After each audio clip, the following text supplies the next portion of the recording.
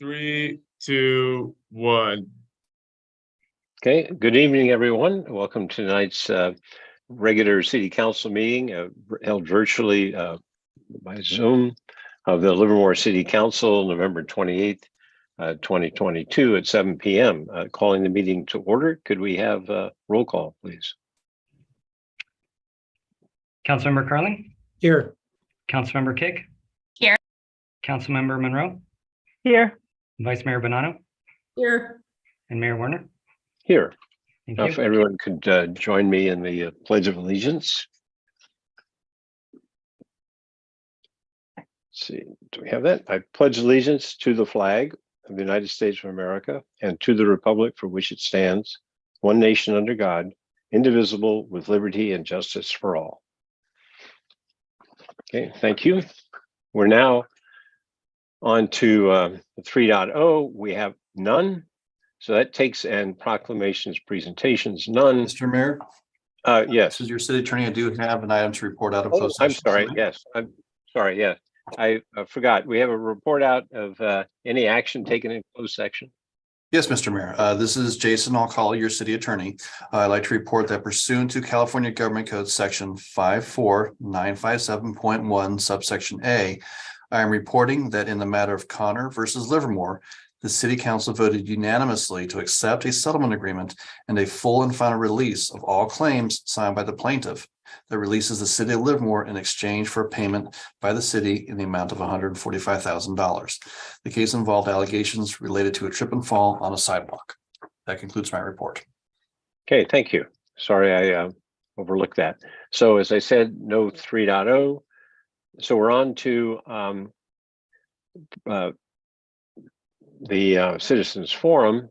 Let's see, whatever we the proper name. Let me just check here. I know we've changed the open forum. So would the city clerk please explain the process for participating in the open forum? Yes, thank you, Mayor. The City Council's agenda provides opportunities for the public to participate in the meeting by addressing the City Council in the following ways. Number one, for non-agendized items, the public has the opportunity during open forum to address the City Council on any item of interest that is within the City Council's subject matter jurisdiction. For agendized items, the public can address the City Council on each item of business it considers when the mayor opens public comment and should be focused on that particular item. Please note, a speaker is not required to answer any questions from the City Council, and the City Council is not required to answer questions from the public. However, the mayor has the discretion to ask staff to address a speaker's comments when a council member believes it is relevant to a particular business item. When participating in this portion of tonight's meeting, one comment may be given per person per item. Members of the public can participate by using the raise hand feature or *9 if calling in when the item begins. Please do not wait until the public comment period opens for each item to raise your hand. Instead, raise your hand now. Once public comment opens, each participant's name will be announced and their 3 minutes will begin upon being unmuted. The mayor will announce the conclusion of the public comment period after comments have been voiced into the record. Thank you, Mayor. Okay, thank you. We're starting at 7:05. We'll go for the first half hour. That means 7:35 we'll conclude. And then if there's anything left over, we'll pick it up at the end of the agenda. And at 7:30, we'll know, Clay will announce when there's 5 minutes remaining. And Debbie will announce how many speakers will be heard after matters for consideration. So could we have the first speaker, please? Honorable Mayor, the first speaker is Jeff Caskey, followed by Doug Mann, followed by Ben Barrientos. Jeff Caskey, please unmute yourself. Good evening. This is Jeff Caskey. Good evening, Mayor and Council. There is a scheduled Zoom event December 5th organized by a private website, The Vine, which is a subsidiary of Pleasanton Weekly, described as intended for the 2 council member elects and the mayor-elect. It has been advertised as an opportunity for the 3 of them to answer questions about Livermore in a question and answer format. The published description of the event says that they will discuss matters such as downtown redevelopment, general plan updates, and the Livermore Airport, but there is no published agenda or program. The advertisement says that the topics will at least partly come from audience questions. The League of California Cities is clear, as is the Brown Act itself, that newly elected members of a legislative body who have not yet assumed office must conform to the requirements of the Brown Act as if already in office. The Brown Act does have exceptions. One exception says that members of a legislative body can attend someone else's meeting to discuss quote, a topic of local community concern, unquote, as long as they only discuss as, quote, part of the scheduled program, unquote. But in this case, there is no scheduled program and the topics would be free-form. As an outside observer, this looks like exactly what the Brown Act was intended to avoid. A majority of a local agency meeting with no published agenda outside their normal meetings to discuss topics yet to be determined off the public record. So far, they've only confirmed attendance of 2 of the elected members, so the Brown Act isn't violated as long as the other members cannot, quote, hear, discuss, or deliberate, unquote, as the Brown Act says. The event organizers say that the 3rd elected member is invited, so I imagine that the 3rd invitee is considering whether he should be interested in attending. So my fairly obvious question is whether having the 3 electeds discussing undisclosed topics that are likely to be in front of the council, whether this would violate the Brown Act, or if they should avoid such a meeting for some other reasons, perhaps due process considerations or other things. We are generally so sensitive to these Brown Act violations that even discussing this question at this meeting can raise a Brown Act concern, so I suggest it be asked directly of the city attorney. Thank you very much.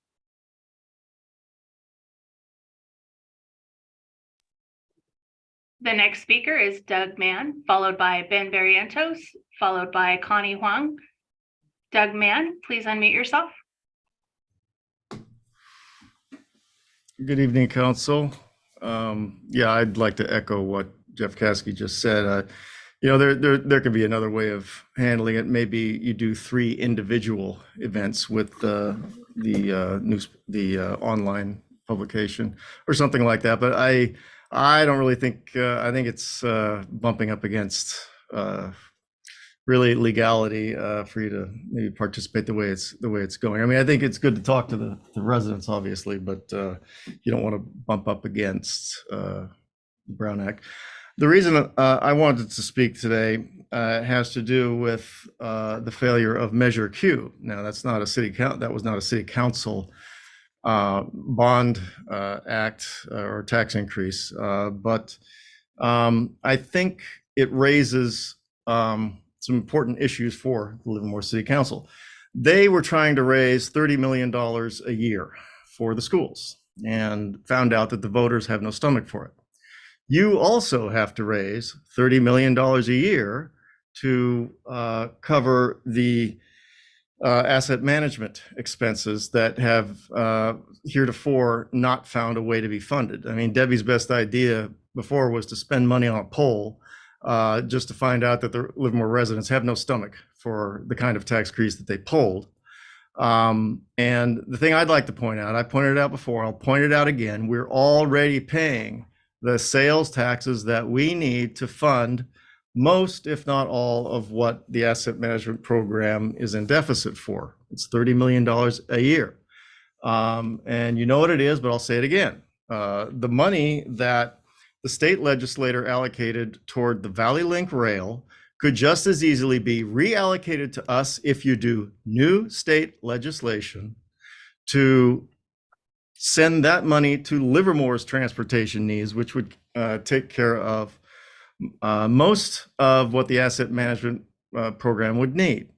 Of course, it's not fungible. No one thinks so. You have to do new state legislation. Well, you did it once, you can just do it again. We're already paying those taxes, and the residents of Livermore are not going to raise taxes both for the schools and for the asset management program. And I'd also like to point out, the schools only needed $15 million a year, but they kicked the can down the road so many times for so long that they needed to do a bond, which is twice as expensive.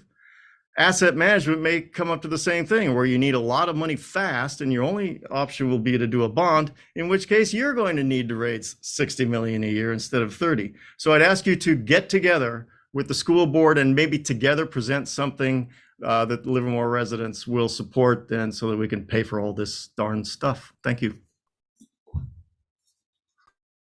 The next speaker is Ben Barrientos, followed by Connie Huang, followed by Ajib Sidhu. Ben Barrientos, please unmute yourself. Good afternoon or good evening. Ben Barrientos. And one of the things I ran on when I was going door to door in my district 2 is that to protect and save the Garaventa Hill area from development. And I had a lot of support and a lot of people wishing that the city council would see that and keep that area green and undeveloped. And I'm hoping that you will agree with me later on when we meet sometime. And by the way, I was never officially invited to that get together with Evan and John Marchand. I've been told that I've been invited, but I have not seen any invitation anywhere. So I don't know who they're inviting, maybe somewhere else. Anyway, I appreciate the work you do and hope you'll consider keeping Garaventa Hill clear of housing and asphalt and cement. I'm done. The next speaker is Connie Huang, followed by Ajib Sidhu. Connie Huang, please unmute yourself. I actually have a question first because I wasn't very clear on the instructions. Will we have an opportunity for public comment on further agenda items, like say agenda items like 5.9, 5.10, and so on?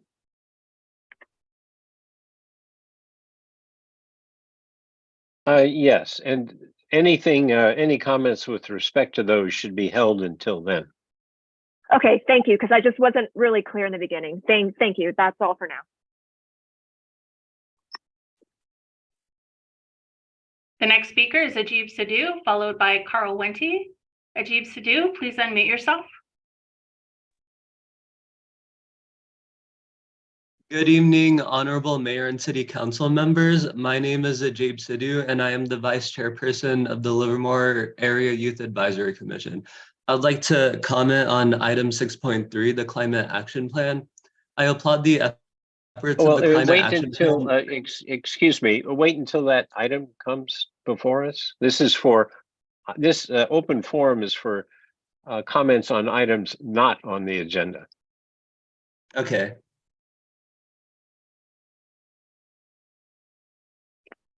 The next speaker is Carl Wente. Carl Wente, please unmute yourself.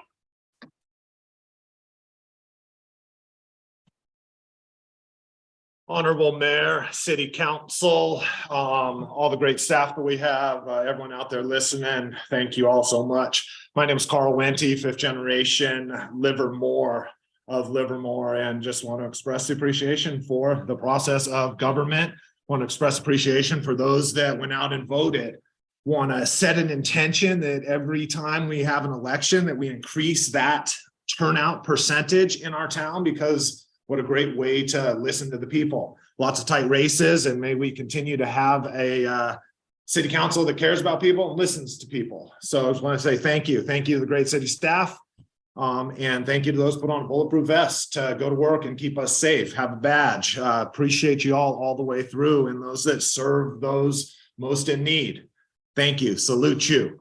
So then learn today, Livermore Vine on December 5th is hosting an event. Livermore Vine is, I believe, a associated subsidiary with Pleasanton Weekly, which is owned by the Embarcadero Media Group, a professional media group that cares about media, and the freedom of press is such an important thing. So we talk about our First Amendment rights of freedom of speech, freedom of press, freedom of religion, freedom of peaceable assembly, and freedom to petition our government for grievances through the public process as governed by the Brown Act. So very interesting to me now how the laws work, how it goes through. At the end of the day, the freedom of the press to assemble 3 folks that are citizens of this town that hath won an election, where doth the Brown Act come in here. So I hope that I hope that the council, Mr. Mayor, follow up on Mr. Katsky's, I think it was Mr. Katsky's recommendation of, I'm very curious as to what the ruling on something like that is. So thank you again all for what you do. Thanks for those that speak up, take part of our government, of the people, by the people, for the people. Only happens when the people show up. Thanks for what you do. Out. And that concludes open forum. Okay, thank you. I'll close the open forum. And at this point, I'm going to reorder the agenda to hear items 7.1 and 2 before the consent calendar. These items are being moved ahead on the agenda because the consent calendar item 5.15 is reflective of action to be taken on items 7.1 and 2. So that's where we're going.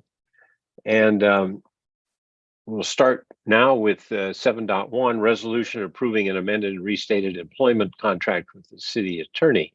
Do we have the staff presentation, please? Yes, Honorable Mayor Warner and members of the City Council, this is your City Manager, Mariana Marasheva. Item 7.1 will be presented by Tina Olson, our Administrative Services Director. Ms. Olson?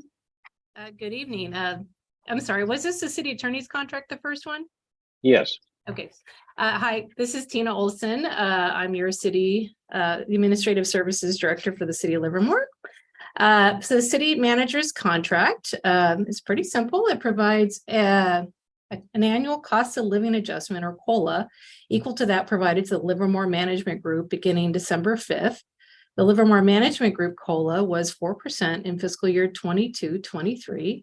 So the city manager's salary will increase by 4% effective December 5th, and that will go to $317,200 annually. That's it. Mr. Mayor, if I may, Ms. Olson, I think you've covered item 7.2 with regards to the city manager. Oh, I'm sorry. 7.1 is city attorney. So But- I'm okay. Well, let's just reorder it to Okay. 7.2 instead of 7.1. And so let's do that. We're doing 7.2 now. And at this point, that concluded the staff presentation. So open it up for a public comment. Do we have anybody who wishes to address us on these items?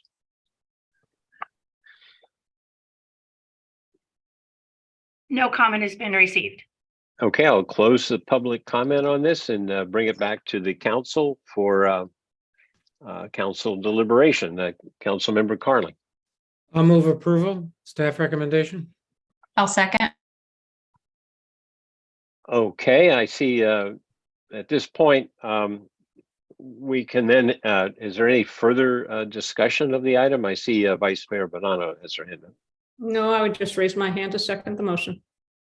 Okay, but I will just want to comment that I believe it's my opinion. I think that's shared with others on the council. We're very pleased with the performance of our new city manager, and that this is a well-deserved contract. So at that point, can we have a roll call, please? Oh, yes, go ahead, roll call. Councilmember Carling, Aye. Councilmember Kick, Aye. Councilmember Monroe, Aye. Vice Mayor Bonanno, Aye. Mayor Warner. Aye, passes unanimously, and I see the city manager would like to say a few words. Yes, Mr. Mayor, if I may, just a couple of brief remarks. Mayor and City Council, thank you for your vote of confidence a few months ago when you hired me, and again today. I feel compelled to take a moment tonight to express gratitude to the individuals who consistently make it possible for me to do my job. What makes our community great, and in my opinion unique, is partnerships with individuals and groups outside city government who help us serve our community. They're force multipliers, and I'm grateful to them. I'm further grateful to our internal partners. First and foremost, you, Mayor and Council, for providing thoughtful and responsible policy direction to our staff. Secondly, city staff for working as one team to implement your policies, and in doing so, to deliver exceptional services to our community. The council agenda tonight, as an example, reflects well not only the wide variety of decisions that we make as a team, but also the sheer volume of critical decisions we get to make thoughtfully and responsibly to benefit our community. So with that, thank you, Mayor and Council, staff, and community and business partners for our love and care for Livermore and working as one team to serve our community. And I can't resist #WeAreLivermore. Thank you, Mr. Mayor. Okay, thank you. And looking forward to many more years, good years to come. So we're now on to item 7.1, the resolution approving the amended and restated employment contract with the city attorney. Good evening. It's Tina Olson, your Administrative Services Director again. Sorry about that confusion. I had them in a different order in my notes. Anyway, the city attorney's contract provides also a 4% increase to his annual salary to $290,170. In addition, is receiving $150.82 increase to his deferred compensation that the city attorney must match. And then finally, the contract provides a one-time $7,500 bonus. And that concludes my presentation. There's also a change in or an additional contract term. Do you want to speak to that? I wish I could. I don't have that one in front of me, but there is a contract term change related to ethics. Okay, I'll cover that if I may. You've heard the terms, the financial terms described, but we added an additional contractual term to cover the event where the city attorney is put in a bind by the council, frankly, being asked to do something which is in conflict with the code of ethics for attorneys. And I also want to point out that our city attorney and city clerk are constitutional, have constitutional officers and have certain roles and responsibilities apart from the council. Now, there have been situations in other cities where the council frankly goes rogue and asks the city attorney to do things that are against that. And I think it became obvious to me, at least in this recent election and a couple of years prior to that, we had significant people in our community calling for the city attorney, a city clerk, to do that which was against what they should do based on their constitutional roles. So this additional term protects the city attorney in the event that there should be inappropriate action by the council. So that's my description of it. At this point, I'll open it up for public comment. Do we have anybody who wishes to address us on this? Honorable Mayor, yes, we do. Doug Mann, please unmute yourself. Hi again. Look, this subject is not a comfortable one to talk about publicly like this. I honestly don't understand why you would even consider continuing to employ Mr. Alcala as the city attorney of Livermore against so much advice to treat the Garaventa Hill legal defense very differently. He took it all the way to the Supreme Court and lost. Now, that alone is damning. The fact that he would pressure the city clerk to not forward our petitions to the county for certification, and then if you wanted to keep it off the ballot, simply file a suit at that point, that's simply unforgivable. He is unsuitable to be the city attorney of Livermore. For you to give him a raise, gosh, I think you know how I feel. I don't want to burn more time on this. Interesting, the code of ethics change. I'm not sure what kinds of things the city council pressured him into doing that would prompt this code of ethics change. However, it might be that the city council wanted him to keep a ballot referendum off the ballot. Or maybe the city council told him, hey, we want you to defend this indefensible case where a housing developer wants to build houses on a faulty EIR. Not sure, but whatever it is, I'm just very disappointed. I'm sorry that my tone has to be coarse. I don't like it, but that's just the way it is. Thank you for hearing me. Okay, anybody else wish to address us? No, sir, that concludes public comment. Okay, so I'll close public comment on this. Mr. Mann completely misunderstood what I said. It wasn't because we pressured the attorney, it's because it has happened in other cities and because there was a large hue and cry in our own city for inappropriate action. That's why we put it in. So you got it completely wrong, Mr. Mann. So let's, I'll just say that. Bring it back to the council now for deliberation. Vice Mayor Bonanno. I would move staff recommendation on item 7.2. I'll second. Okay, any moved and seconded? Any further discussion? Councilmember Kick? I would like to say I am happy to keep Jason. And I think I can speak for all of us when I say that it was a unanimous decision to reward him for his great work all year long. And just wanted to make sure that that didn't go unsaid after some unkindness. Yes, I'll just second what, oh, go ahead, Councilmember Monroe. Well, I unfortunately was not able to attend the meeting due to personal reasons, and I'm really sorry that I was not able to attend it because I would have liked at that point to put my 2 cents in, basically agreeing on with both the previous item and for our city manager, and especially for the diligent work that our city attorney has done. Very much appreciate it, and look forward to paying attention to that going forward. So thank you both. And yeah, I'll leave it there.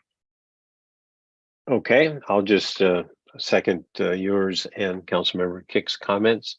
I think Jason is very well deserving of the contract terms. And at this point, can we have a roll call, please? Councilmember Carling? Aye. Councilmember Kick? Aye. Councilmember Monroe? Aye. Vice Mayor Bonanno? Aye. Mayor Warner? Aye, passes unanimously. Mr. Mayor, thank you very much, and council, thank you very much. This is Jay Stonecall, your city attorney. I just want to echo the comments by your city manager, Mariana Marasheva. I've really enjoyed working with her and the city and the community in general. It's a pleasure to be your city attorney, and it's a pleasure to serve the city of Livermore. Thank you. Okay, thank you so much as well. And again, the city should be looking forward to so many more good years of your work. So thank you. So we're now on to item 5.0, the consent calendar. And these are considered routine in nature and are acted upon by the city council with a single action. The members of the audience wishing to provide public input must use the raised hand feature during the public comment period to comment on any of the consent calendar items. And I know we had someone in the forum earlier that wanted to speak on a couple of them. But before I open it up for public comment, is there any particular item that a council member would like to pull for separate deliberation? Okay, see none. So at this point, open it up for public comment on any of the items. We just heard how to participate. The methods are the same. Would you want to briefly say something, City Clerk, as to how to participate? Yes, Mayor. Members of the public can participate by using the raise hand feature or *9 if calling in during the public comment period for items on the consent calendar. Okay, so now could we have the first person who wishes to address us? And could you please state which item of the consent calendar you're speaking to? The first speaker is Doug Mann, followed by Carl Wente, followed by Connie Huang. Doug Mann, please unmute yourself and identify which item you're speaking to. This is for 5.3. I will come back for a comment on 5.9. So for 5.3, the Lassen Road Townhomes, I happened to notice it and I looked through the process of it.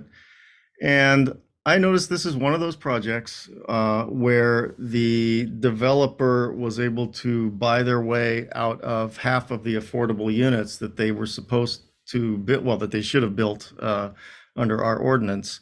They were supposed to build 28 affordable units for sale, and they instead are being allowed to build 14. I don't know at this point, this late in the process, there's anything you can do about it. If you wanted to pull this item and take a couple of weeks to see if there might be something, I'd say do it. The reason why Livermore is lacking hundreds of affordable units is because over the years and over the decades, developers are allowed to pay the in lieu fee and not build. And then you end up with a lot of in lieu fees, but then it takes 20 years to build an affordable complex. We end up low on inventory, and then it becomes an emergency. And it seems like the best idea you can come up with is to basically concentrate everybody in tower form in the middle of downtown. Inclusionary housing is a better way for people to live. I mean, I talk about my own neighborhood, for example. My favorite neighbor is the one who probably has the least financial means of anybody on the street. I like living in a mixed neighborhood, and mixing up the neighborhood as much as possible, I think, would be a good thing. The fee that they were allowed to bill in order to eliminate 14 units was $776,000. Now, the other thing that is a problem with this project is that when it went through the process, people were praising the 23 acres of open space that they were setting aside. But I never even heard about it. And I'm a member of Citizens for Balanced Growth. And we are allowed, we have a fund, money sitting there ready to buy open space.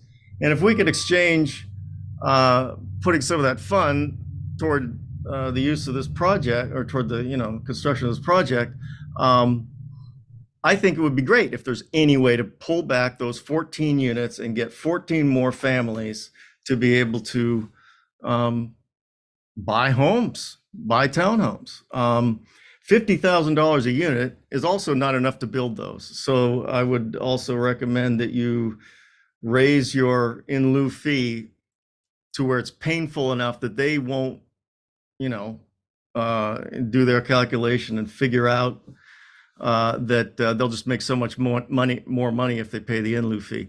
They've got to build the affordable units. Let's have affordable housing. Thank you.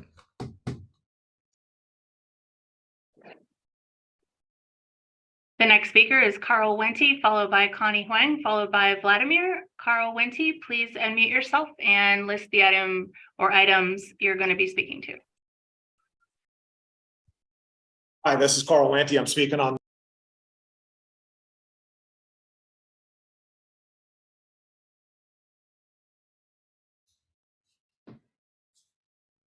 I apologize. I accidentally muted Mr. Wente. Mr. Wente, please unmute yourself.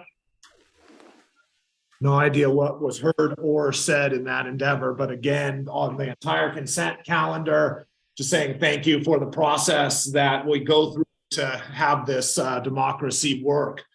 Every interaction I've had with Mr. Alcala has been exceptional and taught me a lot about how the government works, how the sausage is made, the stacked constitutions, the rule of law, and the likes. And so I just want to say thank you for that. I also know that he does a great job of working with underprivileged, and we work together in nonprofit world, cares about the community. So I just want to say I appreciate you. And Then where else am I going? Oh, I'm glad that Doug Mann agrees with affordable housing need because we need it. I had the opportunity to sit down with Rob Bonta, Attorney General of the state of California, really with a focus on housing laws, how it all works, how it flows through. At the end of the day, good pragmatic planning and getting things done is the name of the game. I think we've all heard everyone agree that we do need housing. Now, I just want to do it well and do it expeditiously. We need to be able to get things done in this confusing level of the laws, the state laws that are coming through, the ever changing as they go, the RENA numbers, the general plan updates, transportation-based housing.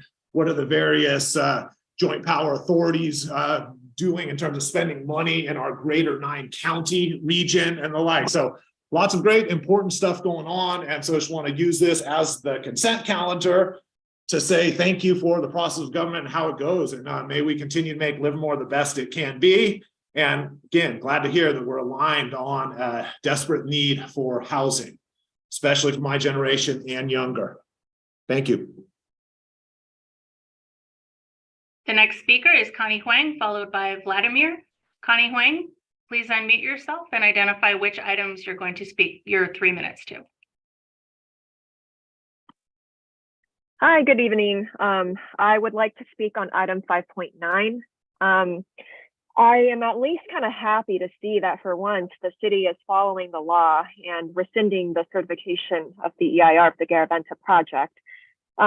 This is a step in the right direction because over and over again, I feel like me and my neighbors keep seeing a lack of transparency from the city.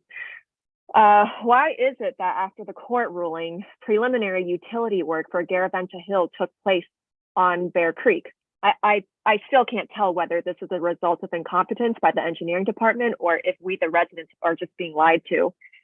On July 7th of this year, somebody named Sammy Mafia, and I'm sorry if I pronounced that wrong, he sent an email with an attachment to several City of Livermore employees and Lafferty about electric materials. That's what the document was titled.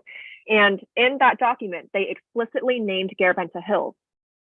So why did the city initially keep denying their knowledge of the utility work? We were told over and over again that this is general improvement work, but anyone who actually reviews the permit could see that none of the existing houses on Bear Creek was going to be connected to that new power line. We last heard from Bob then that the city did not know the encroachment permit for the PG&E work was connected to Garaventa. He said the encroachment permit applications will be changing to ask for the purpose of the work in the future. Initially, I was satisfied with Bob's response, but after reviewing some emails between the engineering department and the developer, it seems like everyone was well aware of this utility work that was going on Bear Creek. So for years, we've been asking about conserving the hill. We now know that all the money to conserve the hill is ready to go. If this is what all the residents want, why won't you work with us? Why do you keep spending needless energy and resources on trying to keep this project alive? Is your relationship with the developer really more important than the residents who voted you in? Thank you.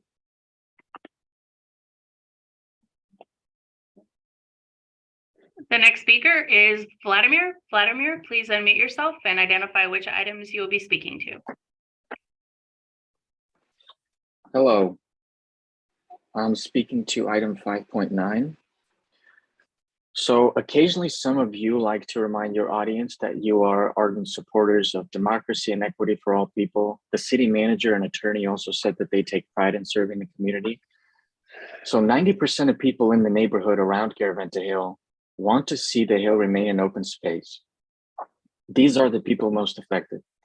These people come to you and say, hey, please conserve this hill. We really like it. It is irreplaceable, environmentally sensitive virgin soil. We've given you an endless list of good reasons to conserve it. Please represent us accordingly. But instead of respecting the people's wishes, you proceeded to work with the developer and certified an EIR, which evidently you shouldn't have. The people then had to go against you and the developer in court. You lost. We paid for it, right? If your constituency sues you and you lose to them in court, wouldn't you take a step back and reflect? Like, hey, I must be doing something horribly wrong. But you didn't do that. The city pressed forward. According to emails between the city and the developer, it seems that in spite of the court ruling, the city has been working tirelessly to keep this project moving forward. Your work ethic is admirable, but it's misplaced. You see, you're supposed to be working tirelessly for your constituency, not against them. Either way, this formality regarding rescinding the EIR is clearly meaningless, because after the court ruling, the city allowed preliminary utility work for Garaventa Hill to start on Bear Creek. After shoveling through a pile of bovine excrement, the engineering department ultimately told me that the city was unaware that the utility work was even tied to Garaventa. And they also said that if the city was aware, then they wouldn't have approved the utility work. But now that my public records request has been fulfilled, it seems like I've been lied to again. There's no valid plan, and an updated plan was never presented to the public, but the work started regardless. That seems kind of wrong to me. What do you think? Now, as you pat yourselves on the back and give yourself raises, remember that when you lose in court, you are not being held personally accountable. The people are financially responsible for your mistakes. I'd like to see you all held personally accountable someday, and not because I hate you, but because being appropriately punished for wrongdoing is actually a kindness, and it might teach you to act more honorably in the future. And if you are going to grace me with a response, please no legal word salad. I think just common sense would be better. It seems legal affairs are not your strong suit anyway. Thanks.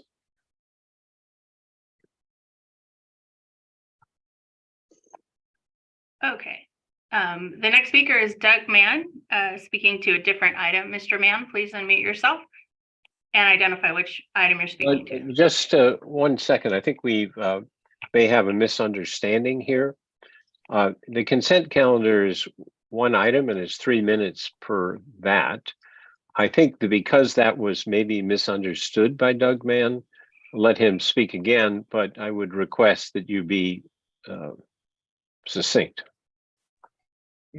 Absolutely. Yeah, thank you. I'll just say that I agree with what Vladimir just said. And yeah, 5.9, that is the city should not be having these backroom deals trying to get Garaventa Hill restarted. Garaventa Hill will not be a housing. Housing will not be constructed on Garaventa Hill. Let's all get on the same page and deal with it. Thank you. Okay, thank you for being brief. And that concludes public comment. Okay, close public comment on the consent calendar and bring it back to the council for comments. Councilmember Kick. I lost you guys for a second. I'm having trouble with my internet, so I'm on a different device, but we'll probably have to have my camera off, just FYI. Okay, thank you for letting us know. Any other comments from the council on the consent calendar? Let's see, we've got, I got to figure out who went first. I think it was Councilmember Monroe. I just briefly wanted to, I actually, Carl Wente stole what I was going to say, which is this is one of those consent calendars which really shows the breadth of the city work, the scope of it. And I want, as we approach the end of this calendar year, I wanted to compliment staff on job well done. So. Okay. And I can make a motion if you'd like, but I can hold on that too. It's okay. I wanted to ask staff one question on the in lieu housing. If just make sure we're clear on that. Who sets the rules on whether or not the developer can pay an in lieu fee? Mr. Mayor, I will ask our Community Development Director, Paul Spence, to respond to this question. Mr. Spence? Good evening, Paul Spence, Community Development Director. So the city establishes the parameters under which in lieu fees must be paid, and request to pay in lieu fees rather than build the units on site happens on a case-by-case basis. The city uses those funds to construct projects throughout the community, Vineyard 2.0, Pacific Avenue, Chestnut projects, a variety of projects like that are utilized, developed with these fees. And once a project is approved, is it, what about, I mean, I think we heard the suggestion to change the rules midstream. Is that done?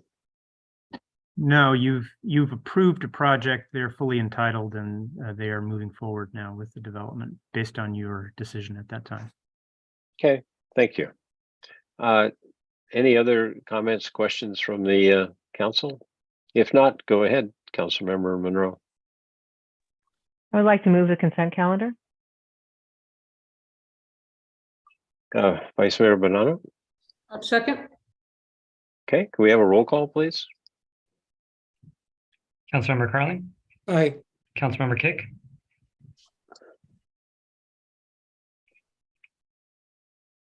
Councilmember Kick, Yes, I'm here. Sorry, still struggling with connection. Yes, you're here, and yes, you approve. Yes, I do approve. Councilmember Monroe, Aye. Vice Mayor Bonanno, Aye. Mayor Werner. Aye, passes unanimously. This consent calendar. We're now on to 6.1. Hearing to get a resolution approving the Housing and Human Services grant priorities for FY 23-24. We have the staff presentation, please. Yes, Mr. Mayor, this is your city manager, Mariana Marshall.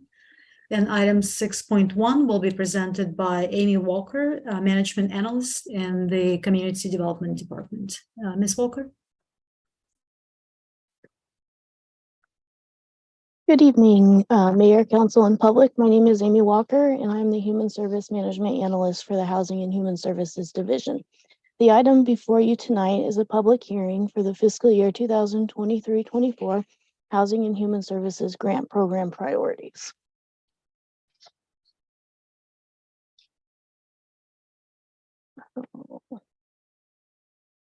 Sorry, I am having issues changing my slide. Oh. Hold on 1 second. Ms. Walker, we can also ask the city clerk's office to help you with the slides. Yeah, it's not changing for me. Oh, there we go. Can you guys see it now? Yes. Sorry. Okay. So every year, the City of Livermore's Housing and Human Services Grant Program brings together multiple federal and local funds to address critical community needs, such as food for seniors and shelter for the homeless. The city is an entitlement recipient for the Community Development Block Grant, also known as CDBG program, and received approximately $383,000 of grant funds for this fiscal year 22-23. As an entitlement recipient, the city is required to have a citizen participation plan that describes the policies and procedures for public involvement in the grant process. Livermore Citizen Participation Plan requires a public hearing and community outreach regarding pressing housing and human service needs prior to each grant cycle. The Human Service Commission directed city staff to send out a survey to multiple social service providers to solicit input regarding if they concur with the current grant priorities and make sure that they are still relevant and should be carried forward to the next grant cycle. All responses and comments received from the survey were shared with the Human Service Commission before they made a recommendation. On October 11, 2022, the Human Service Commission considered the results of the survey and recommended a set of 4 funding priorities for the next Housing and Human Services grant cycle. Those 4 priorities are public health, housing services, homeless services, and safety net access. Tonight, the Human Service Commission and city staff are recommending that the City Council adopt a resolution approving the Housing and Human Services grant priorities for fiscal year 23-24. These priorities were based on input from Livermore's nonprofit service providers and community members about the most pressing housing and human service needs, and it will inform the next grant application process to select projects that serve low-income residents here in Livermore. And that concludes my presentation.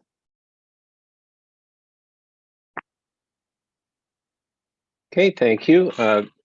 I'll go at this point. I'll open up the public hearing on public comment. Do we have any one who wishes to address us on this? Honorable Mayor, yes, we do. Bianca Covarelli, please unmute yourself. Hi, I'm so sorry. I've been having technical difficulties. I had my hand raised for the 5.9 agenda item.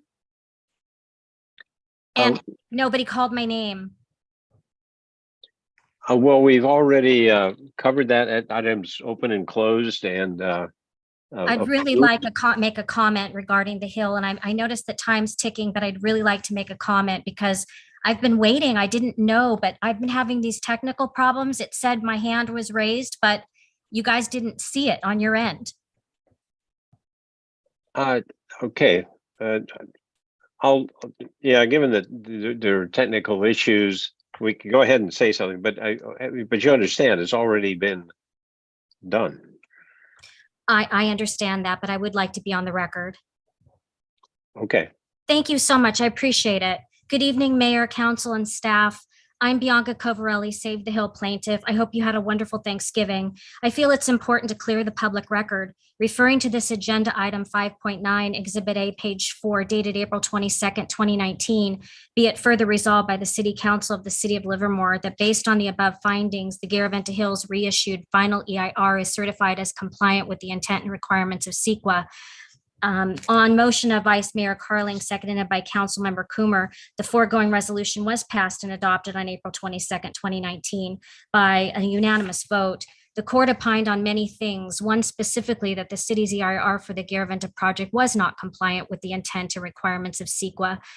Yet our mayor and council staff voted for the malfeasance. But let's just learn from this experience with a new set of eyes and a new consciousness moving forward. Let's do the right thing together and work together. It's clear there are continued communications with the developer. I request I be informed and provided any and all communications regarding the Garaventa Hill. It's clear to me that with the PG&E project on Bear Creek alone for the sole purpose of the Garaventa project, that there are backroom agreements with the developer when the project was in fact vacated by the courts. It's clear to me that at this point, if PG&E was informed that there wasn't an approved project, that they stated they would not have performed the work nor wasted resources had they known. So clearly it's just been a lack of communication. So was it Lafferty's responsibility to notify PG&E or was it the city? I do think it was just an oversight. Is it the responsibility of the city to be responsible to its Livermore residents who voted you in or to a developer? I just want to be clear because I really want to work with my city and staff. Going back to the April 11th, 2020 City Council meeting, Mayor Marchand commented on the record stating the East Bay Times got it right that the EIR failed to address funding opportunities. That's not exactly accurate. Upon requesting identification of available conservation funds at the April 22nd, 2019 City Council meeting, the question was not answered nor addressed as to the availability of those conservation funds, and conservation being the option. The appellate justices in hearing that I was in attendance stated the identification was a response to my question of those funds was in fact the duty of Mayor Marchand and the council at that time. He also stated the council didn't approve the Garaventa project during that comment, that the council followed the rules it was bound by. The appellate justices stated no project should have been approved and that the developer shouldn't have been in contact with the city. Yet the city is still in talks moving forward with the project. If the city council did not want to approve the project, why are they in continued talks with the developer now? Mayor Marchand stated that since he's on the general plan committee, land should be identified as environmentally sensitive. Okay, having said that, let's start the conversation on conservation for the hill. It's arguably the most sensitive environmentally piece of land in Livermore. Too much to address here now. Please work with me to conserve this hill and use the conservation funding as thousands of members of this North Livermore choose. Thank you so much for letting me speak. I appreciate you. Okay. Let's get back to the where we are, and we'll make sure we'll continue to work on these technical issues as we go through these hybrid meetings. And I think what we'll also need to do is come up with a policy for the case of what happens, for how to handle this case. So I would just suggest the next council figure that out. Okay, we're on to the, I take it nobody else wishes to address us on 6.1? No, sir, that concludes. Bring public it comment. back to council deliberation. Do we have any discussion on this or a motion? Vice Mayor Bonanno, and then go ahead. Yeah, thank you for that report. And I just want to make a comment or two. One, appreciate the work of not only staff on this, but also our Human Services, Housing and Human Services Committee. And just add, I know we're going to talk about climate action in one of the next items, but you know, the issues addressed in these priorities are all going to become even bigger challenges for our vulnerable community members as we continue to experience climate extremes, heat, potential wildfire, air quality issues. So I think that that's something I just wanted to mention here. And also that hopefully with funds that might come from other sources, I mean, this is a small amount of money to spread over 4 challenging issues. I think these are the right set, but just say that I'm hoping that potentially we can get monies that are coming from other sources addressing climate action adaptation in particular that might be used to sort of supplement these and allow us to do even more for parts of our community that need the help. And I'll just leave it there. Thank you. Okay, Councilmember Monroe. Yeah, I appreciate the work that's been done. I do think, as Vice Mayor Bonanno said, I think these are the right set of priorities. I just keep coming back to the money and to the fact that $1 million, less than $1 million all up, which is for this year. We yet to see it for next year, but we're expecting it to be the same. It's just not very much money to deal with public health. Mental health services, support services, medical and dental services, housing services, homeless services, $1 million. That is, frankly, a pitiful amount of money to spend across that amount, across that range of services. This is on all of us. This is, we do what we can with the money we have. I appreciate our city staff who goes out and works towards getting this to the different sort of funding sources. But these are ultimately our community choices about where we spend our money. And I think we can do better. I hope we can do better. So that's my comment. I'll turn it over to my fellow council member. Councilmember Carling. Yes, thanks. I wanted to thank Ms. Walker for her presentation and all the hard work that she and the Housing and Human Services group have put into this. So I think, again, like my colleagues, the right set of priorities, and look forward to the next stage of this process and getting some money out to those in need. So thank you. And I'd be happy to make a motion at this point to approve staff recommendation. Okay. Councilmember Monroe. And I'll second. And then Councilmember Kick, do you want to say something? I was going to second, but also just ditto. Okay, that's succinct. I would just say that I appreciate what everybody does on trying to make the decisions here and how to allocate the money. It's not easy, and funds are limited, so much appreciated for the work. So at this point, we have moved and seconded. Go to roll call, please. Councilmember Carling. Aye. Councilmember Kick. Aye. Councilmember Monroe. Aye. Vice Mayor Bonanno. Aye. And Mayor Werner. Aye. Passes. 6.1 passes unanimously. We're on to 6.2.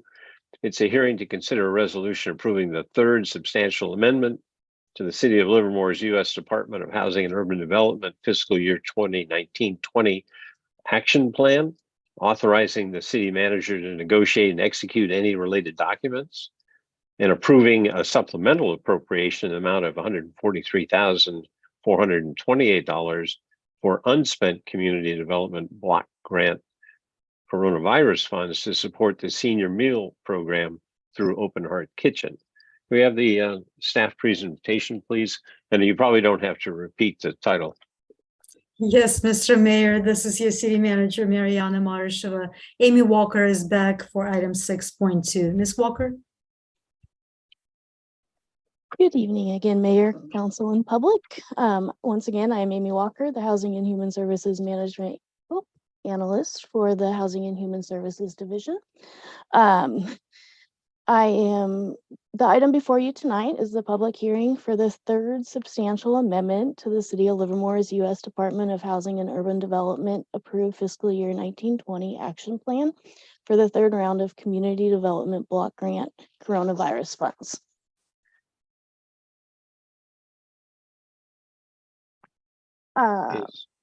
So HUD requires that all state, county, and local governments receiving CDBG funds complete an annual action plan that identifies federal, state, and local funding resources. The City of Livermore is an entitlement recipient of these funds from HUD. Therefore, we are required to prepare an annual action plan. As an entitlement recipient, the city is also required to have a citizen participation plan. The participation plan describes policies, procedures, and public involvement for the grant process. The plan also describes the criteria that would require a substantial amendment to our annual action plan. A substantial amendment is required when the activity's purpose, scope, location, or beneficiaries are substantially changed. In November 2020, City Council approved a second substantial amendment to the fiscal year 2019 action plan in order for the city to receive $549,000 in the third round of coronavirus CDBG funds. The third round of coronavirus CDBG funds were for medical services, including COVID testing and vaccinations, emergency assistance and case management for the unsheltered, and a food distribution program at the fairgrounds. $405,960 of these funds were spent in fiscal year 21-22, and $143,428 of these funds remain unspent. $125,000 was appropriated for Open Heart Kitchen and $18,000 for administration. Because these were budgeted in fiscal year 21-22, we are asking for a supplemental appropriation for fiscal year 22-23's budget for the remaining unspent funds. With the second amendment, Open Heart Kitchen was granted $125,000 in CDBG coronavirus round 3 funds to distribute food at the Alameda County Fairgrounds in response to the COVID-19 pandemic. Prior to receiving the funds, Open Heart Kitchen received funding from Alameda County to distribute the food at the fairgrounds. Due to the ongoing pandemic, Alameda County extended their contract and provided additional funding to Open Heart Kitchen to continue distributing the food, and the distribution site was ultimately closed on December 2021. Open Heart Kitchen was unable to utilize the city's grant funding for the food distribution and is requesting to amend their scope of work to now support their senior meal program. Due to the ongoing pandemic, providing meals to Livermore seniors continues to be a priority, and additional resources are needed to meet the growing demand. In accordance with the city's citizens participation plan, and in order to facilitate Open Heart Kitchen's request to use the CDBG coronavirus round 3 grant funds to support their meal program, a third substantial amendment is required for the fiscal year 2019-20 action plan to include this new activity. So tonight, staff is recommending that the City Council adopt a resolution approving the third substantial amendment to the approved fiscal year 1920 annual action plan, authorize the city manager to negotiate and execute related documents, agreements, and modifications with HUD and the subgrantee Open Heart Kitchen, and approve a supplemental appropriation in the amount of $143,428 for the unspent CDBG coronavirus round 3 funds for fiscal year 22-23 from Fund 613. And that concludes my presentation. Okay, thank you. I'll open the public hearing comment. Is there anybody who wishes to address us on this item? No comment has been received. Okay, I'll close the public hearing. Bring it back to the council for deliberation. Any comments, questions, or motion? Councilmember Monroe. This seems like, as they say, no brainer to me. I'll make the motion if that's okay. That's okay. Okay, Vice Mayor Bonanno. I'll second. Okay, anybody else wish to comment? Again, it's a good thing this is happening. Can we have a roll call, please? Councilmember Carling, Aye. Councilmember Kick, Aye. Councilmember Monroe, Aye. Vice Mayor Bonanno, Aye. Mayor Warner. Aye, passes. 6.2 passes unanimously. We're on to 6.3. Hearing to consider resolutions adopting the initial study negative declaration in the 2022 climate action plan. We have the staff presentation, please. Yes, Mr. Mayor, this is your city manager, Mariana Marasheva. Item 6.3 will be presented by Tricia Ponto, senior planner in the Community Development Department. Ms. Ponto? Good evening, Mayor and City Council. Can everyone hear me and see my screen? Yes. Okay. Tonight, I'm excited to present to you the 2022 Climate Action Plan. I'll start with a little bit of background about how we initiated this project. Livermore has climate change policies in the general plan climate change element that was adopted back in 2009. And that element called for the city to adopt a climate action plan. So the city's first climate action plan was adopted just about 10 years ago in November of 2012. So 10 years since the first climate action plan, the city did achieve the GHG reduction goal in that climate action plan, which was consistent with state goals at the time.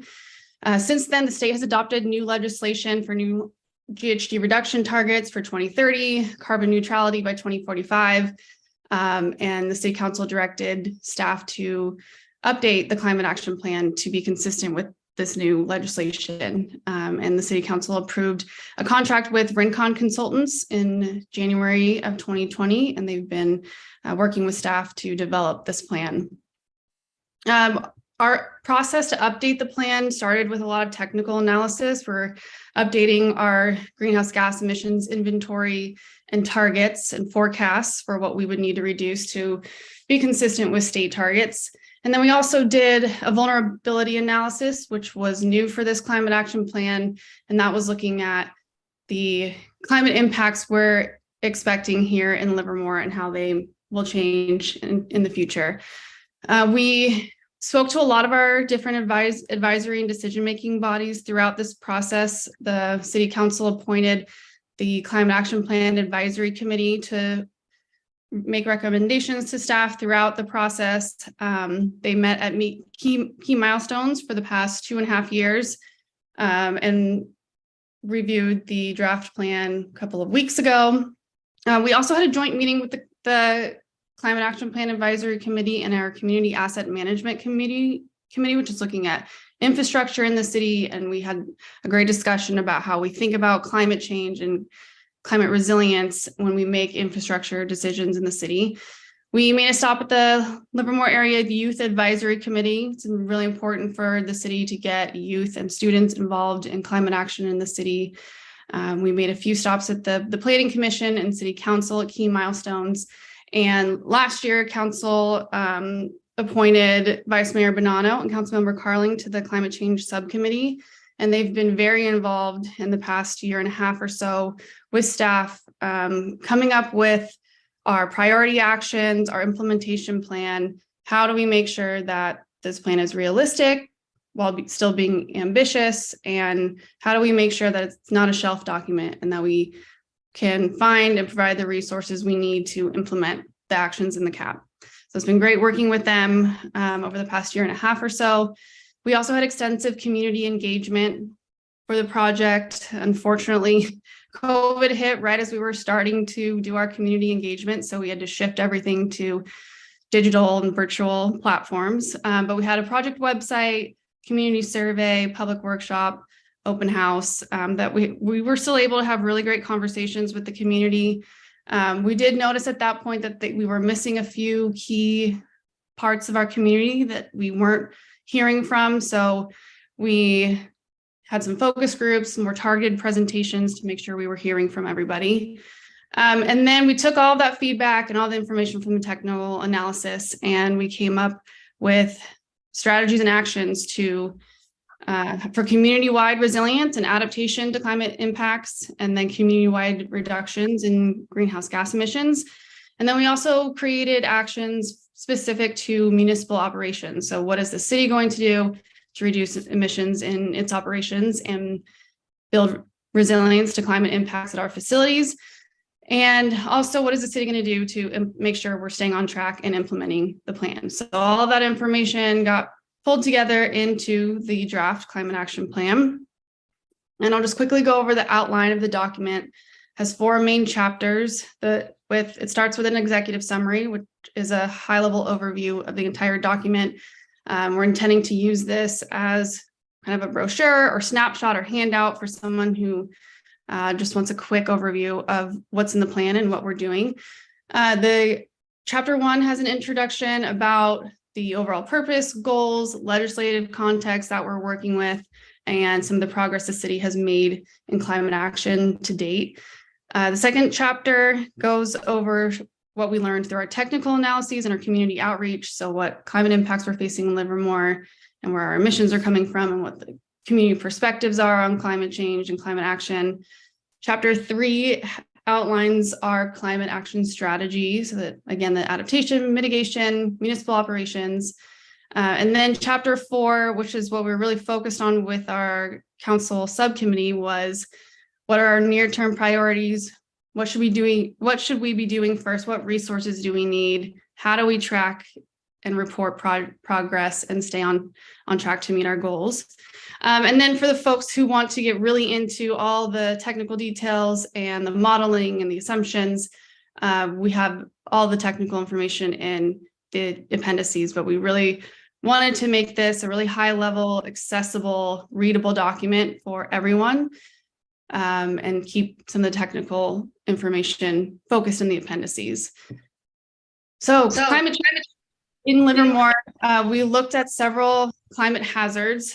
Where I think everyone probably remembers a pretty big heat wave we had this summer. I think we had 6 days in a row of temperatures over 100 degrees, which is a lot. So extreme heat is certainly something we're facing now and will be dealing with in the future. Worsen air quality problems from wildfires. We don't have a lot of area within the city limits that's at high risk for wildfires, but we certainly will be impacted and have been impacted in the past by air quality problems from other statewide fires, and then the PG&E public safety power shutoffs. Extreme weather events. Back in 2017, we had some severe damage from a storm along the Arroyo Mocho. We can expect to see more events like that. And then drought and water availability has been in the forefront for a long time. So we can certainly, that's here to stay. And all of these hazards have a variety of impacts on public health. So heat related illnesses or death, asthma and respiratory impacts is a public health issue.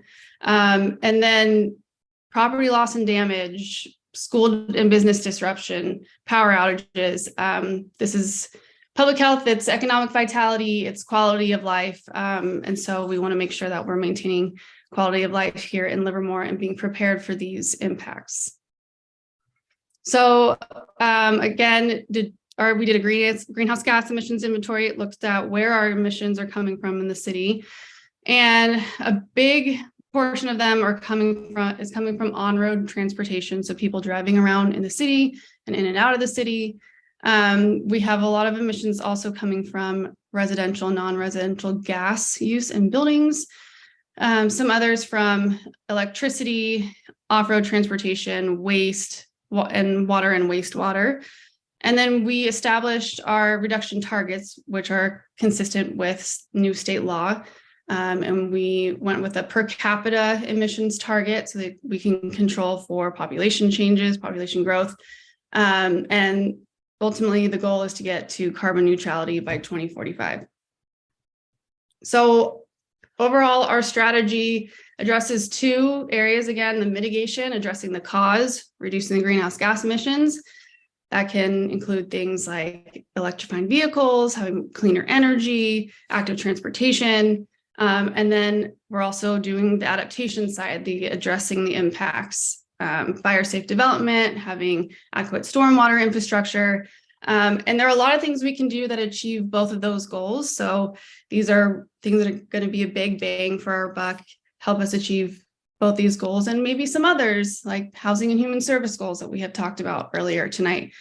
So really trying to find those projects that can really move the needle on our emissions, help us build resilience, and really protect the community and quality of life. So chapter 4 has the near-term implementation priorities. I won't go through all of them, but in general, right out of the gate, we really want to focus on expanding staff resources for CAP implementation. We're working on hiring a full-time staff person to manage CAP implementation. We're also working on utilizing assistance programs that are available to us through organizations like EBCE, and partnering with the experts we have in our community at our national labs.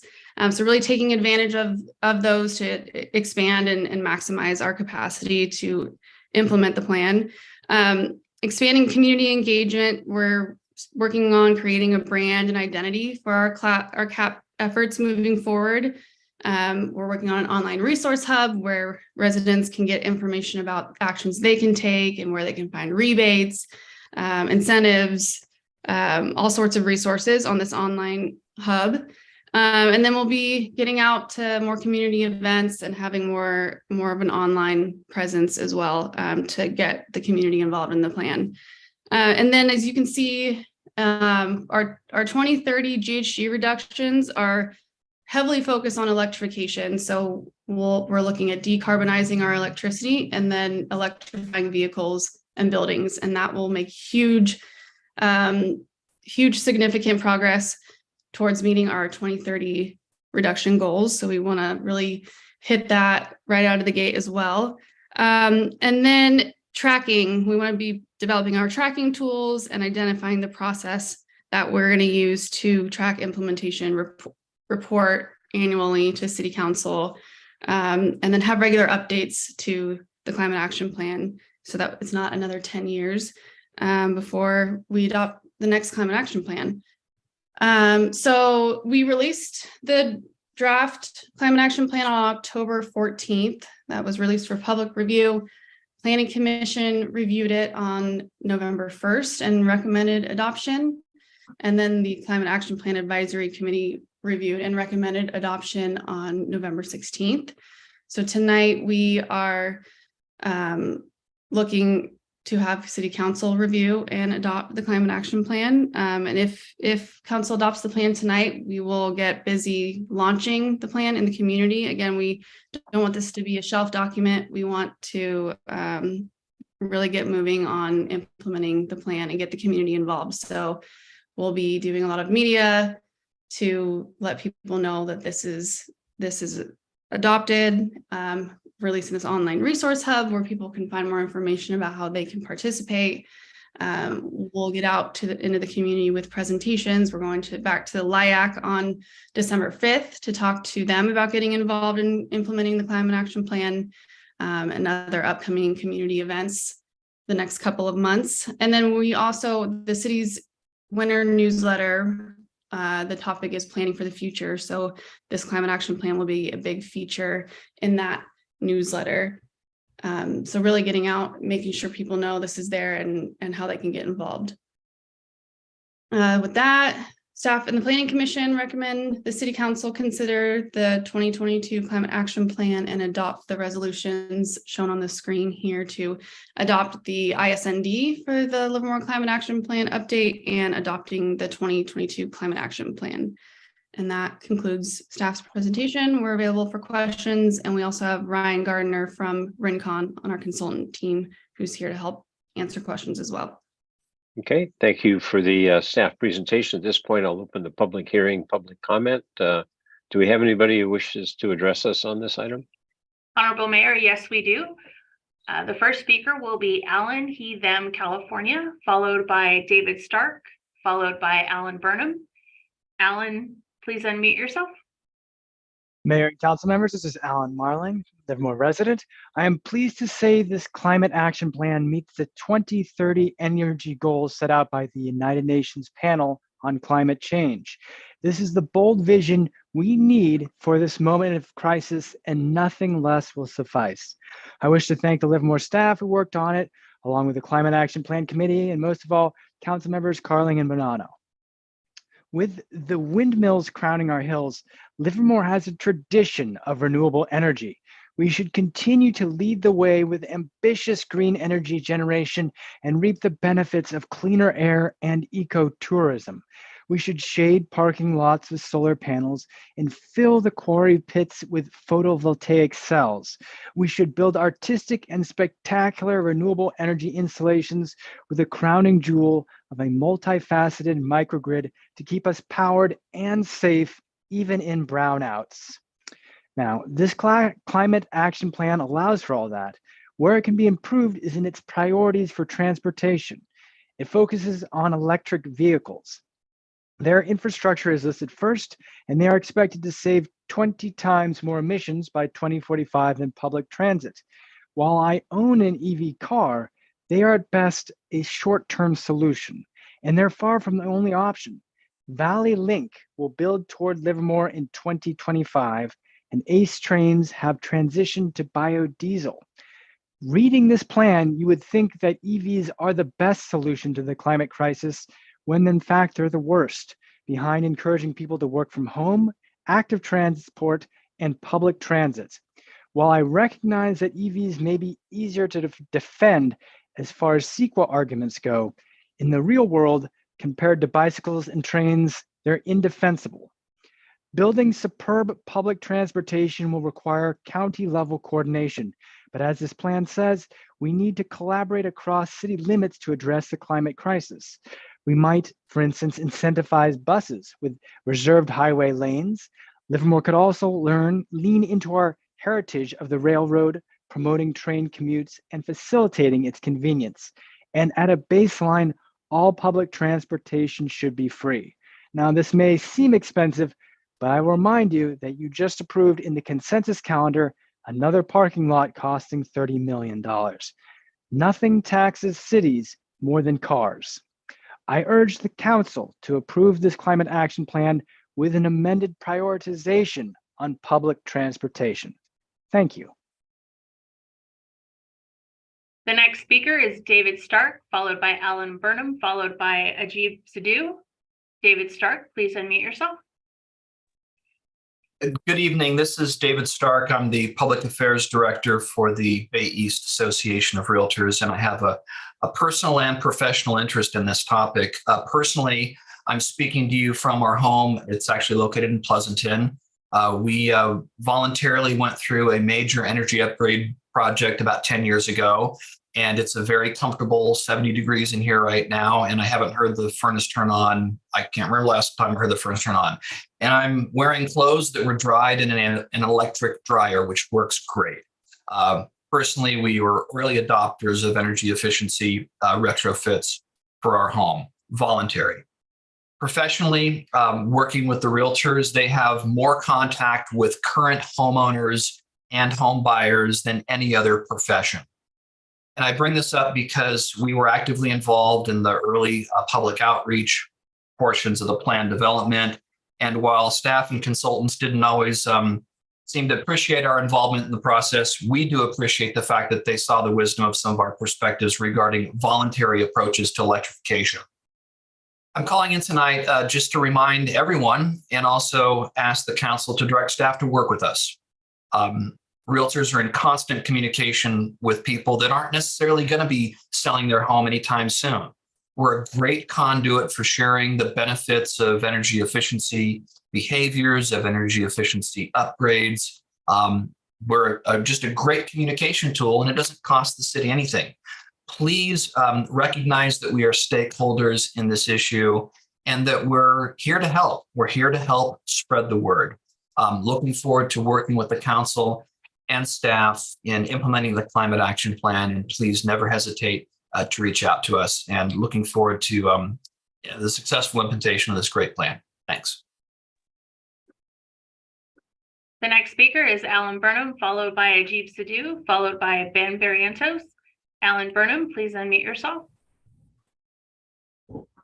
Honorable Mayor and City Council.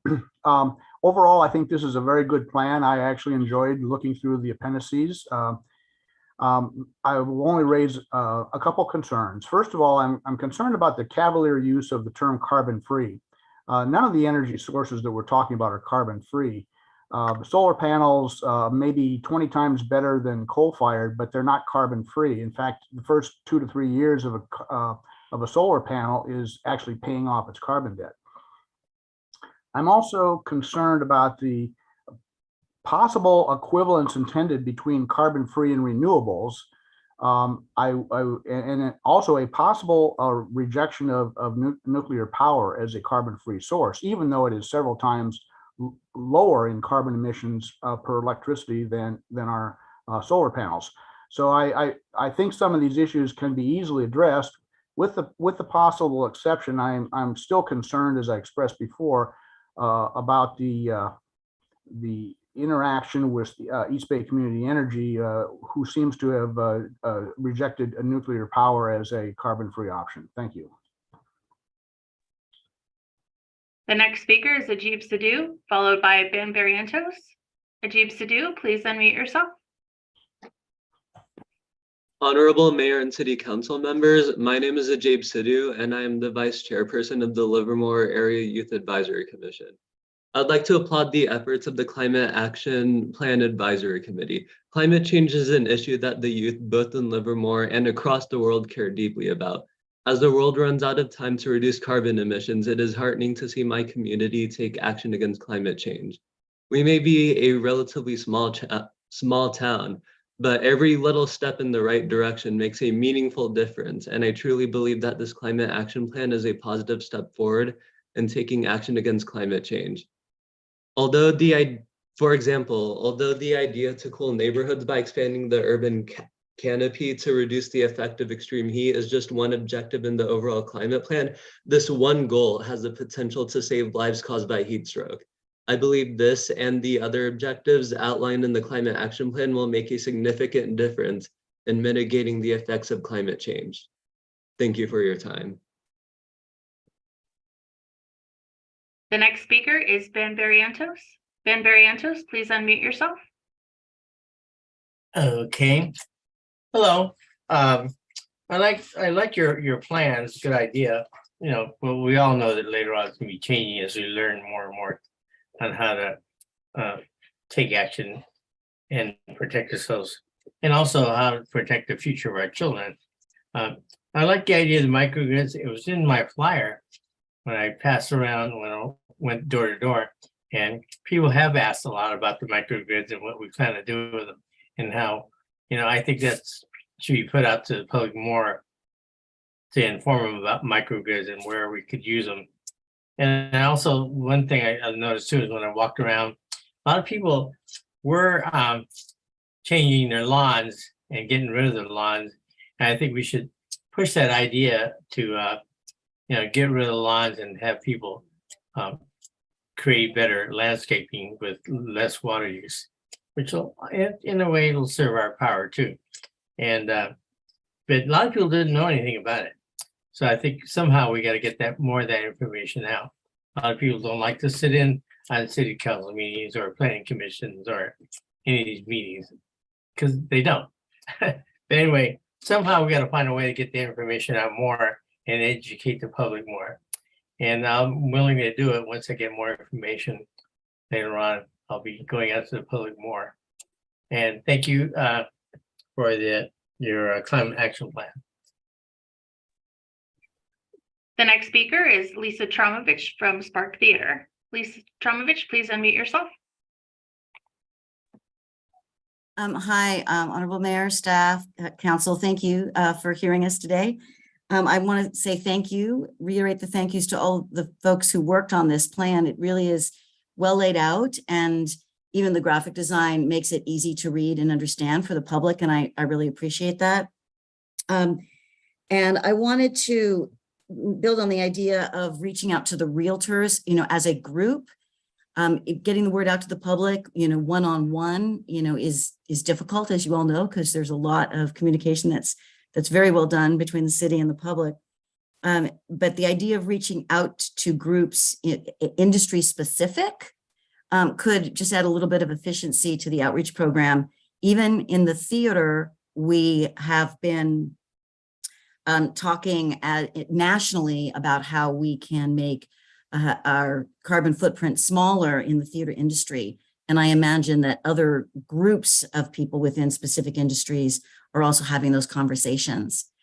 So congratulations, it's a fine plan, and I certainly encourage the council to accept staff's recommendation. Thank you.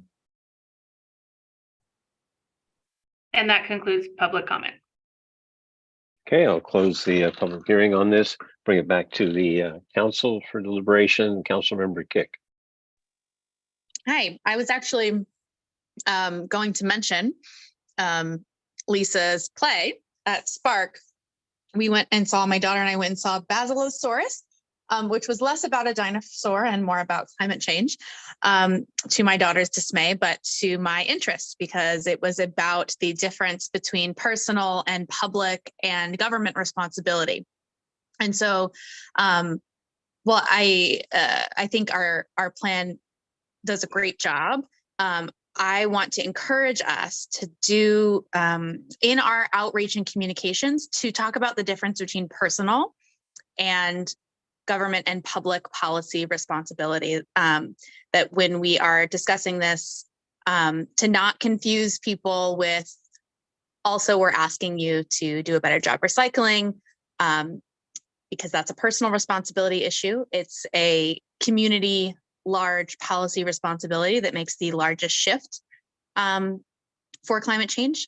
And I have every confidence that they will make that distinction in their communication, but I just wanted to bring that up. And I am very happy to be in a city that is taking this so seriously, as my kids are so young, and they will, it's going to be on them to fix whatever we don't.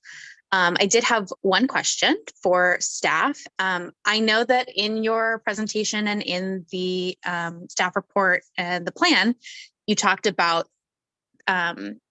making sure that we were aligned with state goals and state policy, but it was just a couple months ago that there was an announcement from the governor. And I know a lot of times a governor's announcement comes before any concrete policy. What is the current plan to go back and do check-ins? I know we're adopting it right now, but how often will we be looking at this again at a staff level or at a council level to make sure that we're keeping up as the state tends to change things rapidly, which is a good thing when it comes to climate? Yeah, great question. And I'll just start, and then I'll let Ryan from RenCon follow up if he has anything else to add. But I do believe that the California Air Resources Board is having a meeting on December 15th to adopt their 2022 scoping plan. And it may be making their 2030 goal a little bit more aggressive than what the existing law is. So that's one of the things we're also going to do right after we finish our plan, is see how our plan lines up with those new goals and targets from the state, and see if we need to make any adjustments. We do have regular annual reports built into our implementation and tracking. So we'll be reporting to council every year about our progress. And we can talk about if we need to significantly adjust our strategy or if we think things are going well and we'll still be on track to meet those goals that the state set. But I'll let Ryan add anything if he has anything else. Yeah, I think that's all right in line. There's built-in check-ins, I think, every 2 or 3 years to do new inventories, and then taking a look at how the state changes their goals. But we are currently in line with the codified goals for SB 32, which is the 2030 target, and then the new Senate Bill 1279, which was just codified a few weeks ago, where that's for carbon neutrality by 2045, and we're in line with that as well. So we should be in good shape for at least the near future. Thank you. And I appreciate that there are check-ins. I would just say a reasonable amount, obviously, but the quicker, 2 years is a long time for climate. So annually or multi-time annually, even at a staff level would be great. Okay, Councilmember Monroe. Well, I wanted to start with a real thank you to the everybody involved with this. Ms. Panto, I was really, I've watched you work on this, or being in charge of this for a very long time. And I noted a tone of delight in your presentation here that just really was like, this is it. And we all participated. I really wanted to thank Vice Mayor Bonanno and Councilmember Carling for their work, the Climate Action Committee for their work, everybody who participated. I was, the work done, I spent a lot of time at Farmers Market over the past few months, and often climate action was presented, and it was presented in a way that was easy for people to understand, that got their input in a good way. I just really appreciate the efforts that were put into this. In going forward, I kind of feel like what you've done is, you said, we're going to do all the things, and you've laid out a path forward for doing all the things. What is not clear to me in looking at this is, when I look at it, I jump on the thing that matters to me the most, or the thing that's shiniest. Everybody does.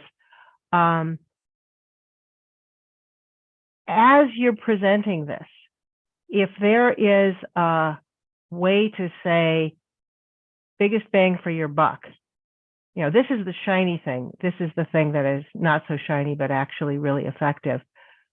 Really clearly, I think that would be great. I'd also like to piggyback on what Councilmember Kick spoke about the community, the resources, or the community actions versus the individual actions. It has to happen through community.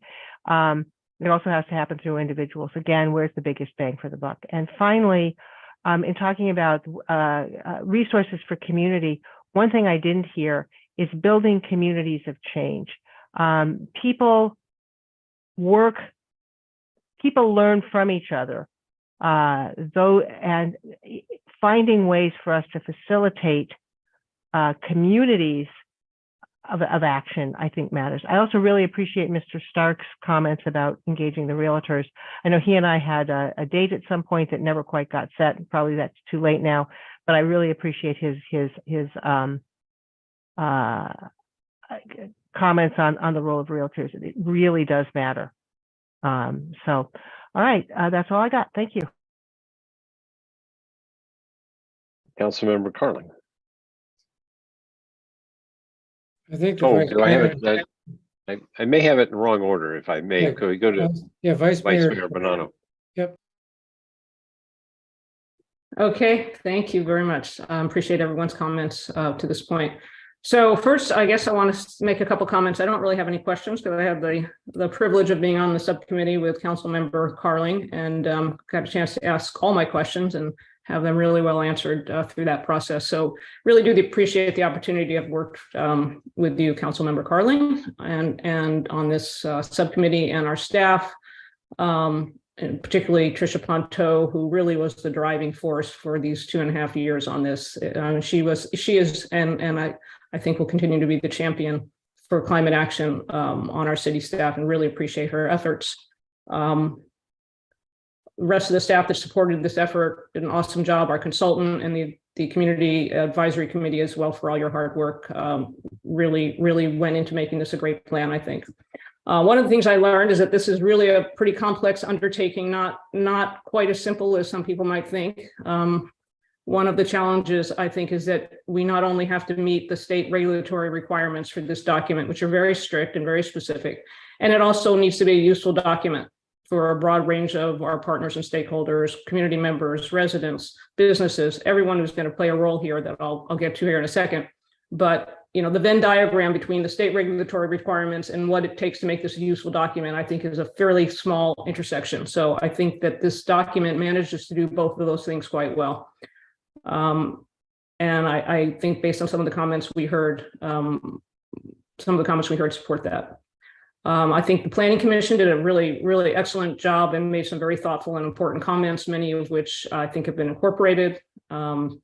Appreciate that. I think this plan does, as some of the comments from Planning Commission got to things that are really in our active transportation plan and in our general plan, and just goes to show that this document really touches so many other things in the community. And I think that the ATP in particular is going to be updated next year. And I think that we'll bring together a lot of these things. And as one plan gets updated, it'll start to be, a more integrated approach to climate action across all plans and all efforts that we're undertaking in those plans.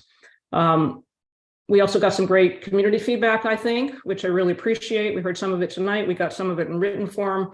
And I would suggest that we might consider forming a community stakeholder group, a working group, not necessarily a formal advisory board with all of its constraints, but one way or another, we need to keep the community involved, particularly people that have really keen interest in this, keep them in the process. There's no doubt this plan could be improved. It will always be improved as things change. We will get to add to it and tweak it. So I think our community members who expressed a lot of really good ideas might be interested in staying involved in some informal way. I wanted to also mention Mr. Marling's comments about free public transportation.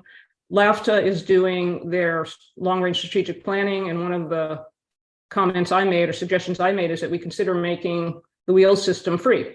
Turns out that only about 15% of the operating funds for our local transit agency come from the fare box. So it's not that big a lift to do it.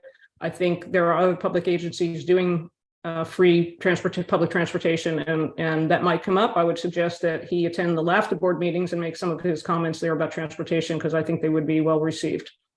So I think the most important two things that we do at this point in order to really get the most out of this and to make the biggest impact on our community with respect to climate action is to put a staff member in place whose job it is to coordinate, track, and report out on all these activities and actions that are in this plan.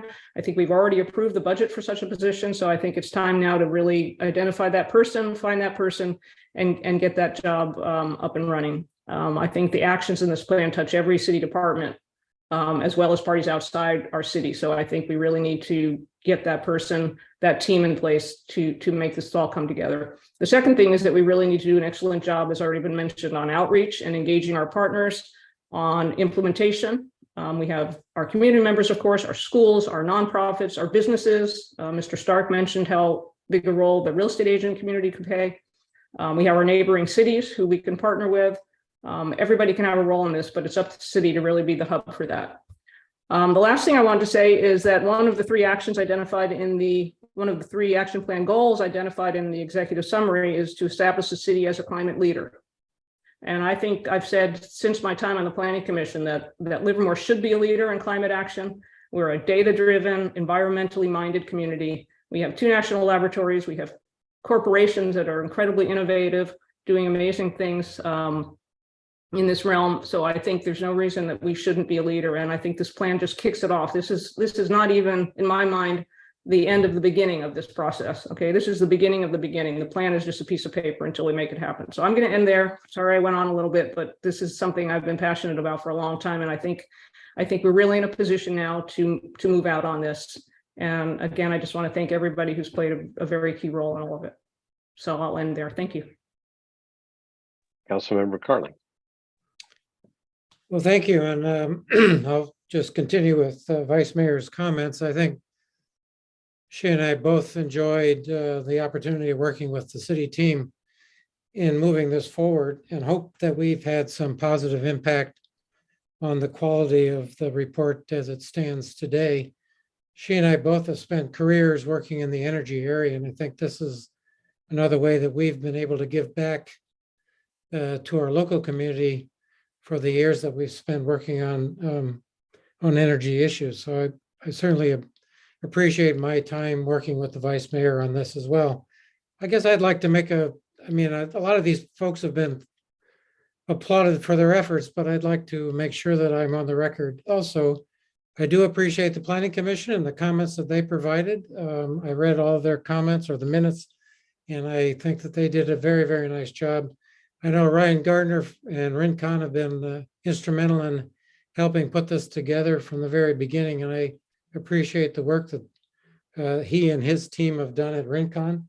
Certainly the Climate Action Plan Advisory Committee has been instrumental in providing feedback from the public.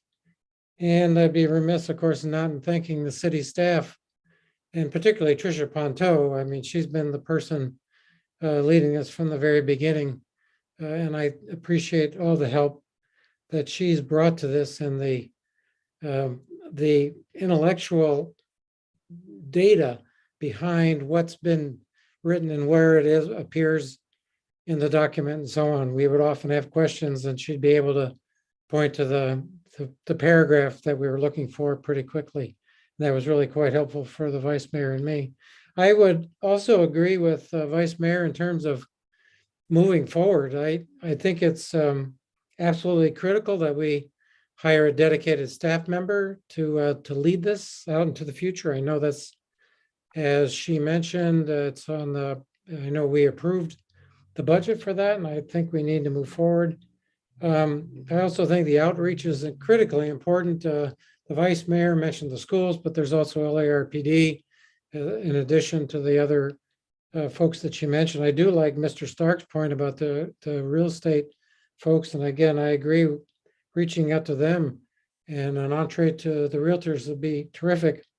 One of the things that I, from the very beginning of my involvement working with city staff on this, is thinking about what the city can do as a leader in this, what a resident can do, and what we can do together.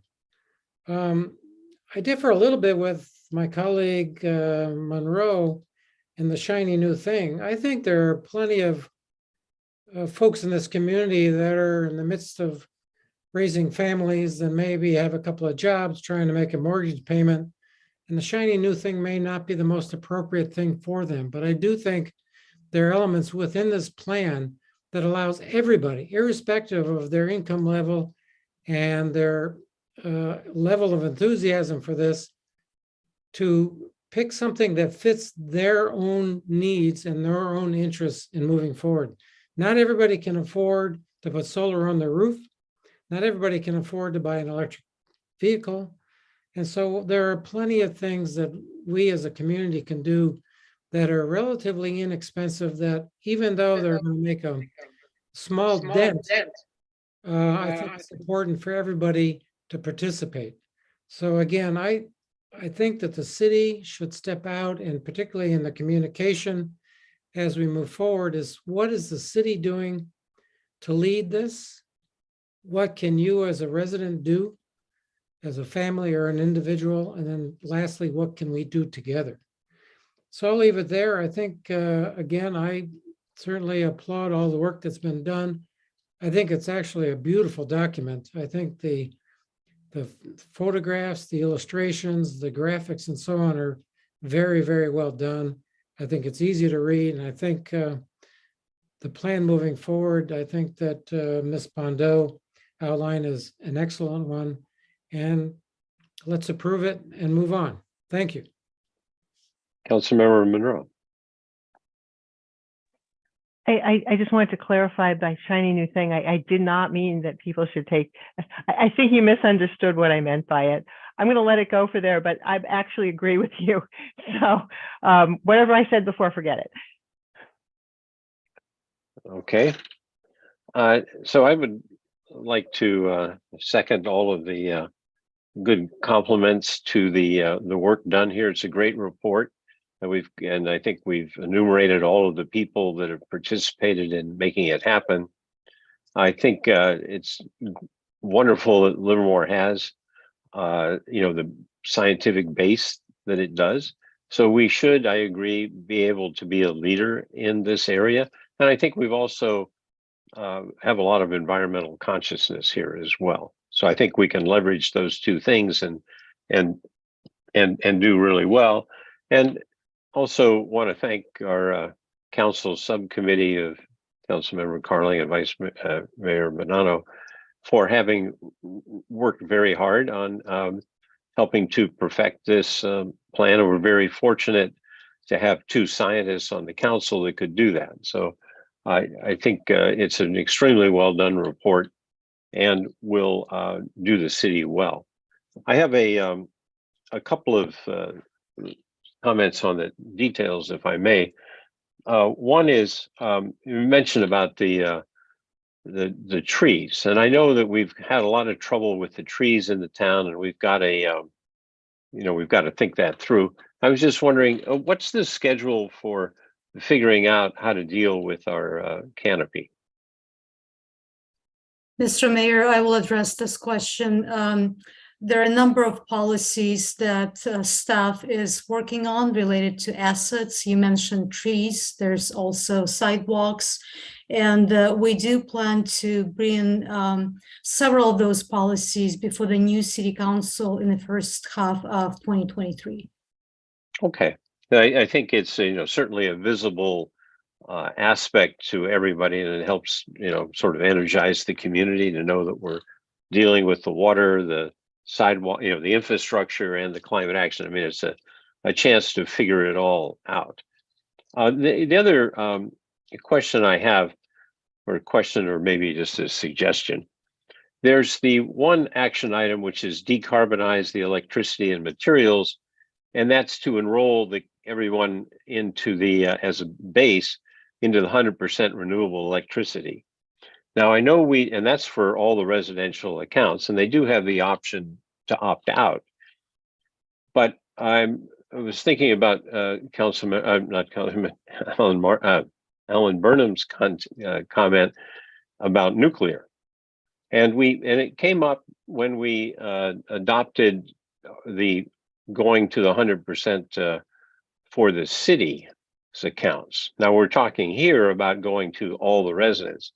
Now I'd like to ask staff, because the board of East Bay Community Energy wanted to make a political statement and not accept the free credits on from Diablo Canyon because that's nuclear free, that actually is caused an increase cost to the city for going to that plan. And so I'd like to ask Paul Spence, what was the incremental cost to the city as a result of the East Bay Community Energy's board refusal to accept the credits from Diablo Canyon?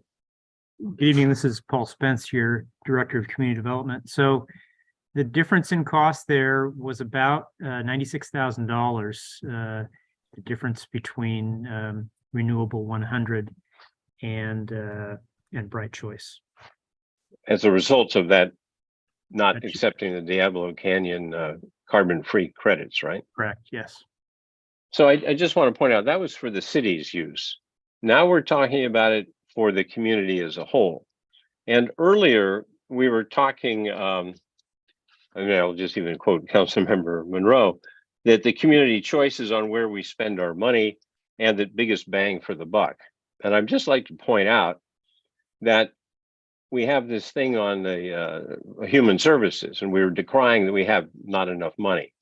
But for political statement purposes, we're spending $100,000 a year with no incremental benefit, because that decision by East Bay Community Energy will have no impact whatsoever on the future operations of Diablo Canyon. And on top of that, this city, we have 2 nuclear labs here. So to think that this city should make a political statement and spend 100,000 doesn't strike me as the way to go. So my request is that when this does come before the future council, that the incremental costs to the community for doing this, because of the rejection of these free credits, should be made known to the public, because that's a lot of money and it could be spent on better purposes. Councilmember Monroe. Well, as you might imagine, I have a comment back for that. Speaking as the member on the East Bay Board of Directors, and having dealt with over the past 4 years, or actually not even 4, however long it's actually been a couple of years since I've had to deal with this particular thing, but listening to the continual diatribe from people on the other side of the hill in Alameda County, who were making political statements, who did not understand nuclear energy. There were a number of people on the board of directors who made that argument. The staff of East Bay Community Energy also pointed out that this was going to be a problem. So I would argue that we can make this known, but the course of action is for the person who takes over for me on EBCE oughta bring this back up, and maybe we should get some people from our end of town out there arguing against it, because right now the people in Berkeley, the people in Oakland, and the people who think they understand nuclear energy but really do not are the ones who are able to control this. This is I have just about lost it at the East Bay Community Energy meetings, because this is so frustrating to listen to people who believe, I think, that electrons come with little ends for nuclear on them when they come out of Diablo Canyon. They do not understand this. Yes, it was a political statement, but it was not a political statement that was made by the entire board, and it was one that was highly, highly driven by a large number of people who came out. I spent 2 hours listening to public comment on this. So I share your concern about this, but I do not agree with the way of addressing it at all. I think all I was saying, people should be aware of where their money is going and why. That's fine. And I'm saying that there's another way of addressing it. But okay, I don't want to keep people in the dark. So anyway, I think we're all done here. I would imagine that our 2 subcommittee members would like to make the motion and the second. Have you guys flipped for who goes first? Okay, Vice Mayor Banana. I will very happily let the first motion be given by my colleague, Councilmember Carling. Thank you. I'll move staff recommendation to adopt Livermore's Climate Action Plan. I will second. Great. Well, really a wonderful job. Okay, moved and seconded. Can we have a roll call, please? Councilmember Carling, Aye, enthusiastically. Councilmember Kick, Yes. Councilmember Monroe, More than enthusiastically. Vice Mayor Bonanno, Aye. Mayor Werner. Aye, passes unanimously. So at this point, I think we'll take our 10-minute break and come back at what, 9, is that 9:10? Yeah, let's make it 9:10, round number. See you in a bit.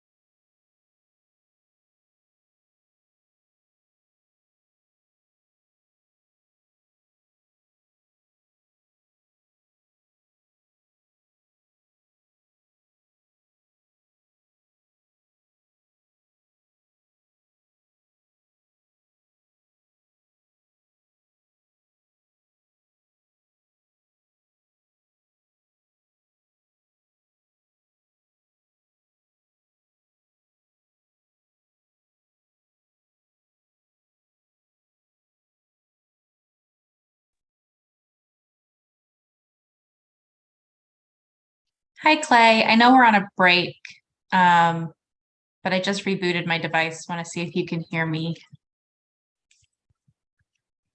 Yes, Councilor Rickett, I can hear you. Okay, looks like I'll be back to normal. Thank you.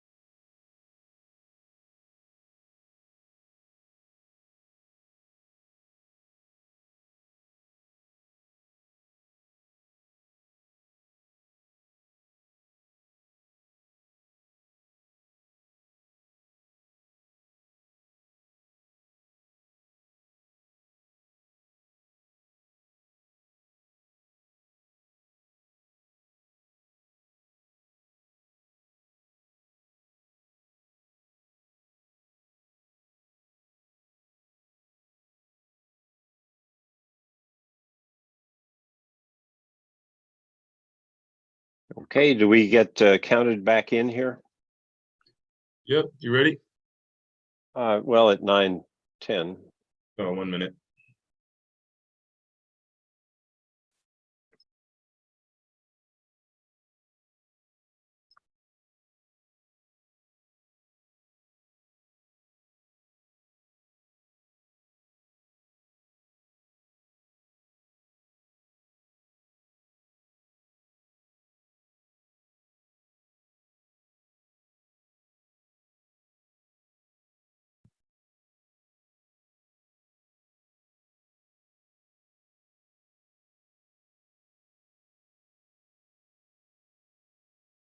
Okay, my clock says 9:10. Okay. Stand by. 5, 4, 3, 2, 1. Okay, welcome back, everyone. We're returning from our traditional 2-hour break, or it's not that the break is 2 hours, but that we take every 2 hours. So we're on now to item 6.4, hearing to receive a tracking update on the Isabel neighborhood specific plan. So we have the staff report, please. Yes, Honorable Mayor Warner and members of the City Council, this is your City Manager, Mariana Marasheva. Item 6.4 is going to be presented by Ashley Vera, Associate Planner with the Community Development Department. Ms. Vera?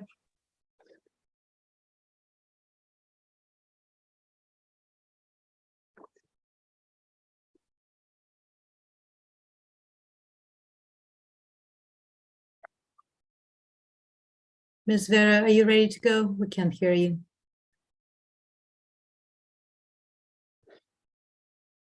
Mr. Mayor, it appears that we have technological difficulties.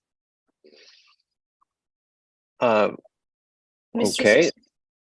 Let me ask my team. Mr. Spence, is there someone else that can start the presentation while we're determining what's happening with Ms. Vera's technology? I would suggest that we reorder the agenda and move ahead one item, and we'll do some checking in the background and be ready to go in just a little bit. Thank you, Mr. Okay, that's fine. I see that her she's unmuted, so you might want to have put back on mute if possible in case something happens. So we'll reorder and go to 6.5, which is hearing to consider amending the Livermore Development Code regarding temporary signs, including section 4.06.140 to update regulations relating to commercial and non-commercial temporary signs in all zoning districts. I think we'll start with a quick staff presentation and then I'll chime in. Is that the way we're going to do this? Mr. Mayor, yes, that makes sense to us as staff, and this item will be presented briefly by Steve Stewart, Planning Manager in the Community Development Department. Mr. Stewart. Thank you, and good evening, Mayor and Council members. Steve Stewart, your Planning Manager, with a brief presentation on temporary signs. So the City Council and staff received complaints that campaign signs were being vandalized, stolen, installed inconsistent with the city's existing sign regulations, and that components of these signs were littering the cityscape. So staff is presenting a couple of recommendations for you this evening. First would be to waive a first reading and introduce an ordinance for a development code amendment, update sections related to the location, time of day, and number of days for commercial and non-commercial temporary signs in all zoning districts.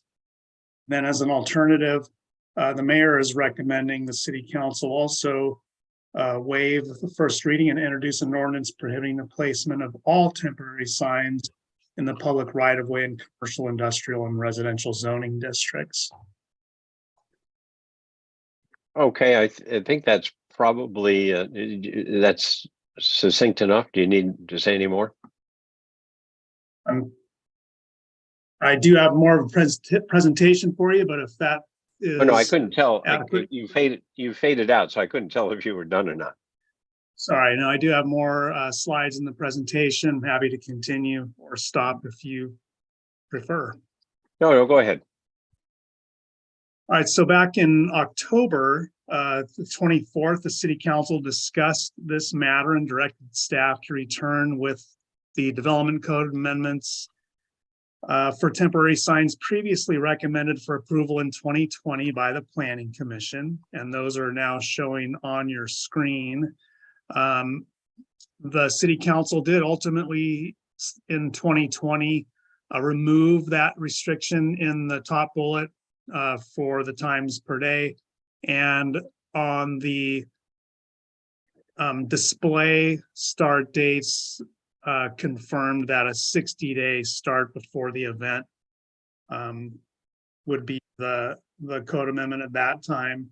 So then back to the October 24th, 2022 meeting, this council did reaffirm that 60-day time period, but directed staff to clarify how the date of an event is determined for a display of temporary signs in the right of way. And then lastly, also on October 24th this year, the council reaffirmed that temporary signs placed in the public right of way in violation of the ordinance are subject to removal and confiscation. So based on the council direction, these current regulations that address the size and placement here shown on the screen would remain, with a couple of key provisions added that are highlighted on this slide. And those would be to restrict the placement of the temporary signs in the right of way to the daylight hours between 9 and 5 p.m. daily. And those would need to be removed at the end of each day before nightfall. And this approach allows signs to be displayed during the most active times of the day, increases responsibility for those wishing to display temporary signs, and then again, removing them before nightfall would significantly reduce vandalism and theft. Then regarding the clarifying the event date, that would actually be in the case of an election, the actual date of the election date, and not, for example, the start of the voting period or for the run up to the election. And for multi-day events like a county fair, that event day would be the first day the event is open to the public. The signs and violations still subject to confiscation and removal, and your neighborhood preservation staff and the community development department would develop protocols for that to occur. And then with both this alternative and the recommendation that we'll look at in a minute from you, Mr. Mayor, we are recommending that the enforcement would be delayed until July 1st, 2023 to allow staff to research and develop any additional amendments directed by the City Council. As you mentioned, the mayor has an alternative recommendation, and that would be to prohibit the placement of temporary signs, all temporary signs in the public right-of-way in commercial, industrial, and residential zoning districts, and to delay that enforcement until July 1st, 2023, to allow staff time to implement these amendments and allow times for staff to research any other alternatives the council may wish to consider. And so if the council does approve the delayed enforcement and wishes any additional research or analysis, then staff seeking direction from you to focus our research and development before returning to the council at a later date. That concludes the staff presentation, and we're available for questions. Okay, thank you. I now want to open the public comment on this. Do we have anybody who wishes to address us? Honorable Mayor, yes, we do. The first speaker will be David Stark, followed by Alan Burnham, followed by Jeff Caskey. David Stark, please unmute yourself. Good evening again. This is David Stark with the Bay East Association of Realtors. We understand that political signs may be an irritant, and we also understand that this council wants to do something about these signs. However, We do ask the council to take a breath before adopting either of the alternatives before you this evening. Why? There's two things: playing by the rules and unintended consequences. Real estate professionals absolutely need to play by the rules. And frankly, we're not clear about how either of the proposals will change the rules as they apply to temporary real estate open house signs. For instance, is the council also going to be changing section 3-45, which has provisions that apply to real estate open house signs? Plus, if you're really going to outlaw open house signs, please direct staff to hold a stakeholder meeting before you do so. Next, we're also concerned about unintended consequences, specifically the impact that these new rules may have on the ability of your neighborhood preservation staff to do their work, keeping Livermore looking good and safe. The work they do is important to the work that real estate professionals do, and that homeowners and all Livermore residents enjoy. We're concerned that an outright ban on all temporary signs, which we understand is one of your options, could overwhelm your neighborhood preservation program and keep them from other priorities while they're tracking down a whole bunch of new sign ordinance violations.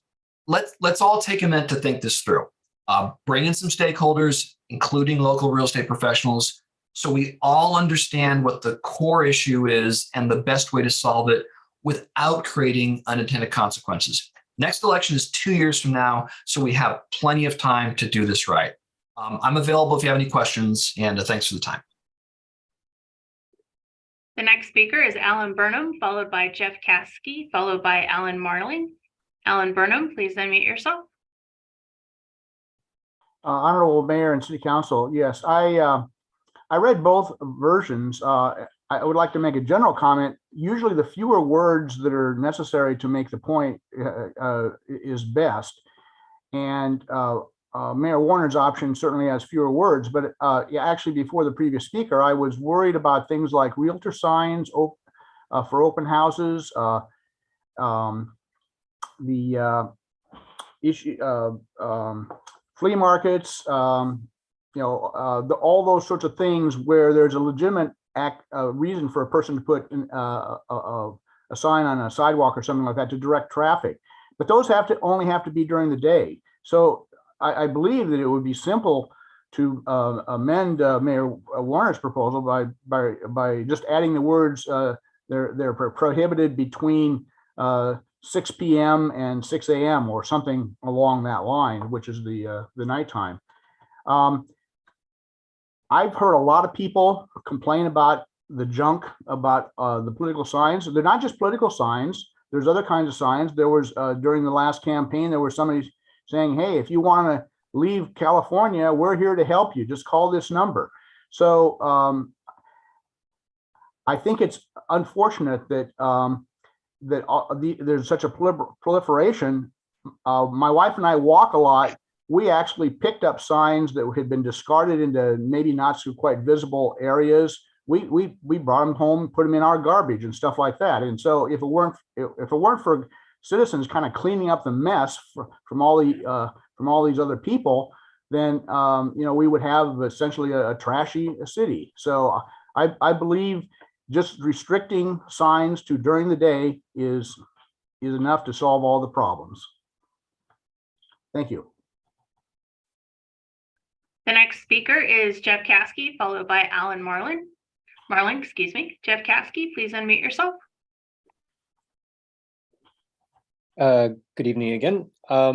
So I'm going to echo some of the earlier comments here. I think the law of unintended consequences is going to dig deeply into this one. You talk about yard signs only being up during the day. Most people put up their signs the night before because people start yard sailing at 7 in the morning. If you want to change that culture, you're welcome to try, but there are a lot of people who are going to have a conversation with you. Putting a daily time limit on non-commercial signs in the public right away clearly makes most political campaign signs impractical, and obviously that was the goal. However, removing signs from a campaign will dramatically increase the cost of a campaign, as signs are much cheaper than mailings for gaining name recognition. And so it's going to require more fundraising. Maybe people will come back and ask about raising the donation limit again. Also, since signs are a common way to gain name recognition, this ordinance disadvantages newcomers and helps to enshrine incumbents who already have the name recognition. Really, political signs are a refreshing part of our community. I know not everybody sees it that way, but they are where your own neighbors show that they are willing to put their names in the public domain to serve their neighbors. It's hard to find a more local, direct celebration of our democratic system.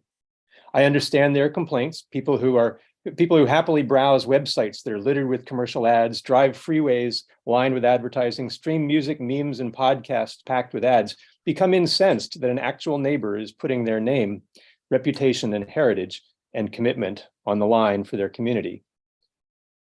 Perhaps the best mitigation for these complaints is not to eliminate the signs, but for the city to educate the public about the community benefit they get by having their fellow citizens afforded a short period to put their names out there as willing to serve the public.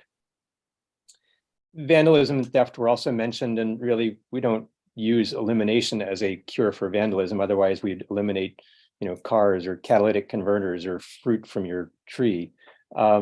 Vandalism is certainly an issue, but I think we can handle that. I do understand that the city's neighborhood preservation department gets some extra work, so I'd be interested in hearing how much work that is and whether we think that is worth that piece of our democratic system. And I certainly want to agree with the previous speaker who said, imagine the amount of work that the neighborhood preservation people will have if there's a 9 to 5 rule or whatever the time is that you want to put on there.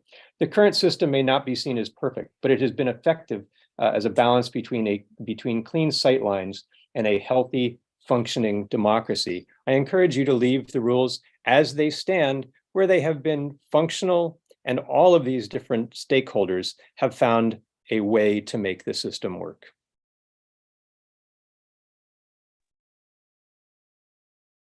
The next speaker is Alan Marling. Alan Marling, please unmute yourself. Mayor and council members, the further we get from this past election, the more likely residents will forget what a visual blight these campaign signs were on our city. And talk about preserving our aesthetic character, the signs were a huge littering problem. And a previous commenter said that it is our right to express ourselves, and certainly we will be able to continue to do that, placing signs on our front lawn and on our own property. This ordinance is not going to stop us from doing that. So the staff may have access to data that I do not, but without it, I would assume that the greatest hours of vandalism would be during the day between 9 to 5 and would correspond with the hours of greatest foot traffic. For that reason, I don't believe that time restriction would deter a significant amount of vandalism. What it would do is ban signage in a way that causes the maximum amount of irritation. People would be confused with the rules and not understand why their sign was removed by the city. The candidates would still be tempted to place signs, even though they would most likely be dumpstered within a week, leading to waste. It makes more work for everyone. Further, I fear this type ban, option A, an all but name would still prove indefensible in court, especially without solid vandalism data. I don't think the city should bet litigation money on this soft ban. Instead, I hope you will pass the mayor's alternative. I would like to see a ban on all temporary signs on public property, which I hope is what this option B is, to prevent superficial and repetitive eyesores and reduce waste. Thank you. And that concludes public comment. Okay, I'll close public comment on this item, and we'll bring it back to the council. And before I do that, I'll just say a couple of words as to why I proposed what we call option B. We just get rid of them. And that was, for that period, it was a simpler process and easier for staff to deal with, is my understanding. And and the other thing is, what hasn't been mentioned so far is the advice from the city attorney about being content neutral to be appropriate with the First Amendment restrictions. So just banning them all outright for 60 days up to the election day was I viewed it as a simpler alternative for us to consider. I think the other thing to keep in mind here was the suggestion by the city attorney to delay implementation to give the next council to make further improvements. I think this is frankly something that we have struggled to do for a few cycles unsuccessfully. Other cities surrounding us have done some things.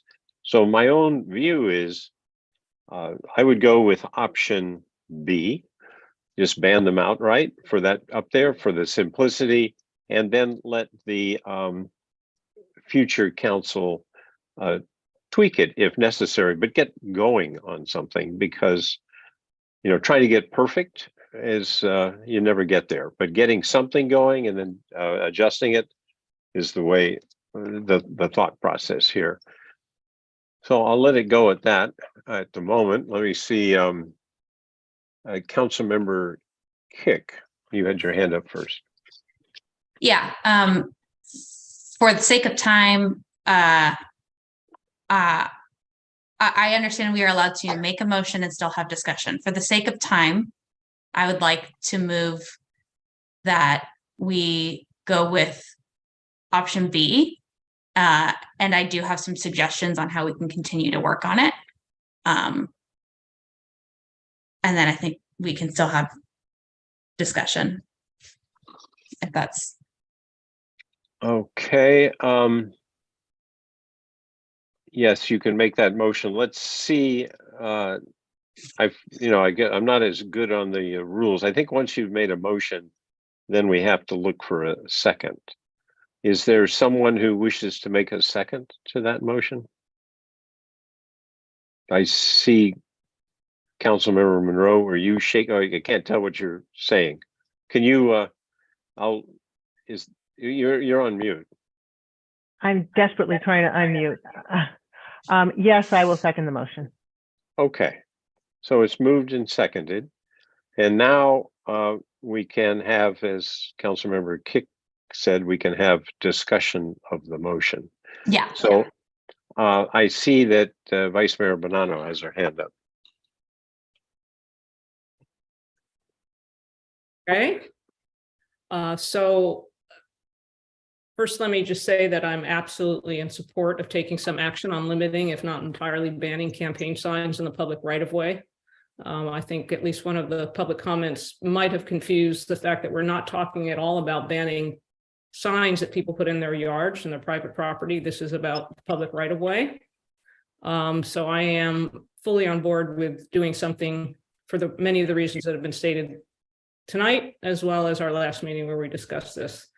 I still can't support either one of these options. I'm really perplexed by why we're handling it this way, or why we're being asked yet again to review this option plus the additional one.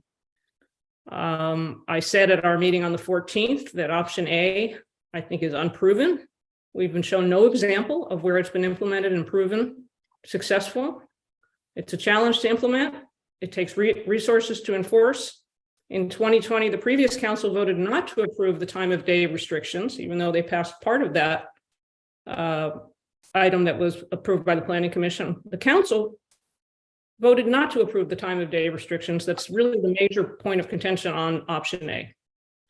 I agree with Mr. Stark that maybe we should take a breath and do this the way we do most items that come before the council. We give our staff the time to look at other ordinances and guidelines. We give them the chance to do the research, both legal and with respect to how you would implement something like this. We have examples: Pleasanton, Dublin, Modesto. I've heard even recently that Hayward has something that they seem to have implemented successfully to address this. Yet we're not talking about any of those. We're talking about two completely different options, neither of which have been proven, neither of which we've been presented with any research or any examples. I mean, I'm really perplexed by why we're doing it this way. There's no rush, has been pointed out. We're not going to deal with campaign signs for nearly 2 years when we get to the next election cycle. So why we're considering these two options and not even talking about things and letting our staff do what they do well, which is research what does work and come back to us with something that's much more thoughtful, much more thought out. It's perplexing to me why we're doing it this way. Okay, it just doesn't make sense. Option B to me is it unfairly disadvantages other businesses who rely on signage principally for wayfaring. And if we pass this option, we ban their signs as soon as it goes into effect. And we don't address the signs we're trying to deal with. So we disadvantages businesses who have legitimate reasons for directing people to their businesses or to their open homes. And we're not even affecting or even testing the theory that this option actually works. So, I just think we have a tried and true process that we've all signed up for, and it's the way we've done business for years. Why don't we just take a breath and let our staff come back to the next council, who I fully trust can deal with this rationally? Let our legal team do a solid job researching the legal consequences of any of these options. Just do it the rational way we've always done our business here. I just don't get it. So despite the fact that this has been moved and seconded, which is also counter to the way we typically have done our business, it may be fine to do it this way, but it's not what we typically do. I've said my piece. I'm not going to support either one of these, and I think I'll just leave it there.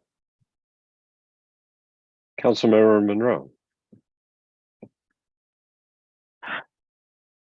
So at this point, so I seconded the motion simply so we could move on, frankly. I am still struggling with both of these. I am listening to what I've heard.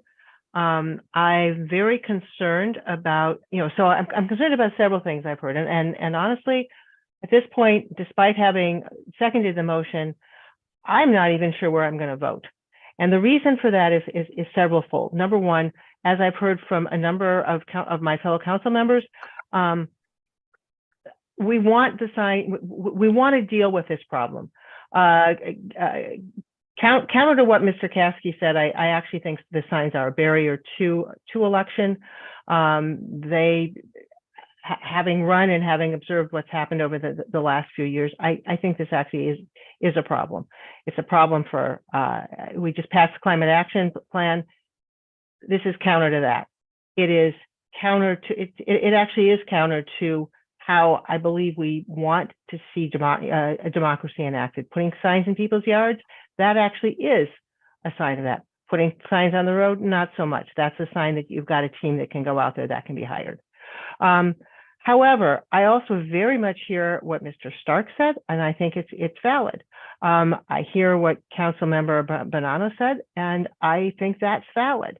So I'm struggling because the other thing I think that is valid is, no, it's not a long time. It's a short time. In 2 years, it's going to be 2024. There's a lot of things that go on in this city. So I think I understand that this is a way to get something in motion so that we can work on it going forward.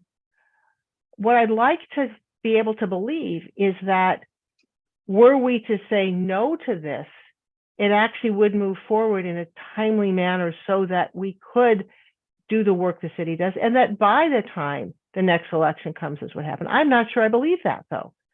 So I'm still struggling, and I'm not saying which way I'm going because I want to listen to other people. But that's where I am right now. Councilmember Carling. Yeah, thanks. I guess I completely agree with the vice mayor. I'm a little astonished. We didn't have a discussion first before we had a motion. I can't support either option A or B. And I'm a bit astonished because I thought we were approved option A last time, and now have a motion to adopt option B. So we seem completely schizophrenic. And so I don't think either of them are right.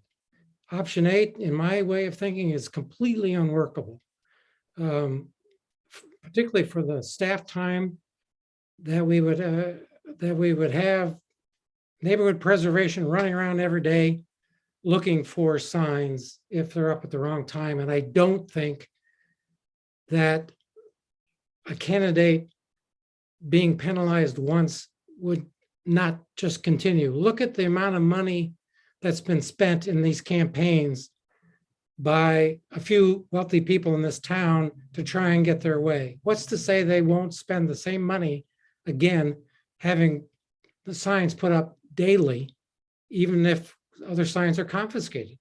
There's nothing to say that they won't do that again. And option B, I think, completely disadvantages businesses and the real estate organizations and so on. And I think we could easily ask the staff to go back and come up with some other options. I actually think Mr. Caskey has a good point. I do think there's value in name recognition and signs. And it helps alert some folks in this community that may not pay a lot of attention to what's going on to say, okay, there's a name out there that I haven't heard before. Maybe I should do a little education of myself and try and find out what they stand for. So I think we need to give staff some time to come back with it. I don't know why we have to do it tonight. I'm a little concerned that we're schizophrenic since the last time we met, we passed a. I'm sorry, we can't say finished. schizophrenic. It's a real mental illness. I am speaking.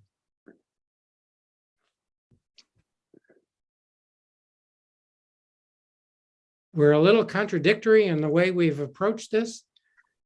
And I think that it's wrong to move forward on either of these items. Thank you. Councilmember Kick, or yes, Councilmember Kick. It was for the sake of time for us because it's getting late, and it's for the sake of time of the staff. We've already gone here. This is going to happen like what happened in 2020, where you don't vote on it, nothing happens. Then a new council person comes, asks for it like 3 times, as I have in the past 2 years, then nothing happened. And then now we're back here again. So my goal was to get something moving, have a matters initiated for the further research so it can get on an agenda in January. So sorry, I'm just a little like frustrated with the assumption that there's some sort of malintent going on here. I think people are tired. I think that person is me, and I think I am disappointed in some of the language used. So I think that we can do better, and I think that there is a difference between what would be nice and what is real. And the reality is this already has taken staff time.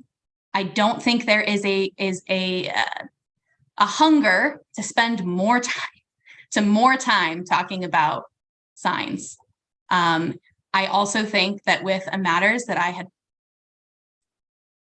would like to have discussed, we could have brought up some of those key elements for research to be on an agenda in January, which is again why I was trying to fast track this so we could move on. And that is all. Okay, before I go to Councilmember Monroe, I'll just say a couple of words. And I think that just as Councilmember Kick said, been trying to get something done for a couple of years and nothing happened. Councilmember Monroe, you said you'd like to believe that something would happen. But this way, by actually doing something tonight, I think we're guaranteeing that something will happen. That's the reason that I'm looking at it, is just to make sure that the ball starts moving, because it's so easy to punt. So it's an issue that several election cycles has been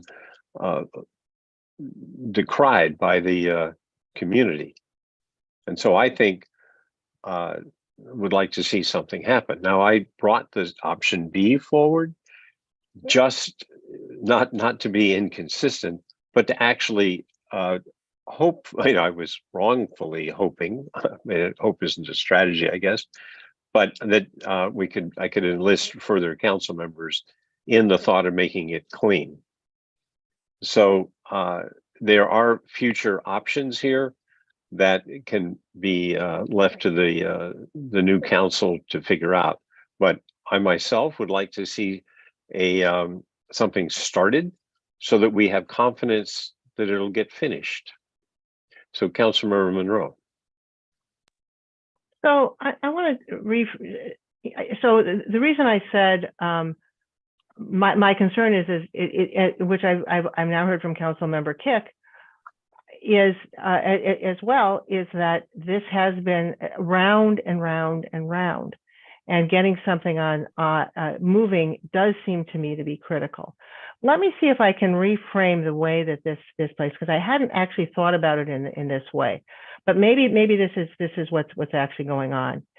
Here's something that is a first draft. We're going to throw it up and have it there, but we really need some time to think about it. Therefore, we're not going to put it into practice until a later date. That means that what we have is we are able to work on this draft going forward so that we have the chance to do what Mr. Stark has suggested, so that we can check in with other cities. But by putting the draft out, as it were, using an analogy, we are able to actually have something to work on that we really were not able to do. And in fact, what it does is it makes it a higher priority item to work on. It cannot be set aside. Would that be effectively what you're, is that a way of thinking about it? That's very consistent with my thought, and I think perhaps Councilmember Kicks. I see. That actually helps, because I hadn't quite put it together that way. So let's see who's up next on this thing. I see I'm next.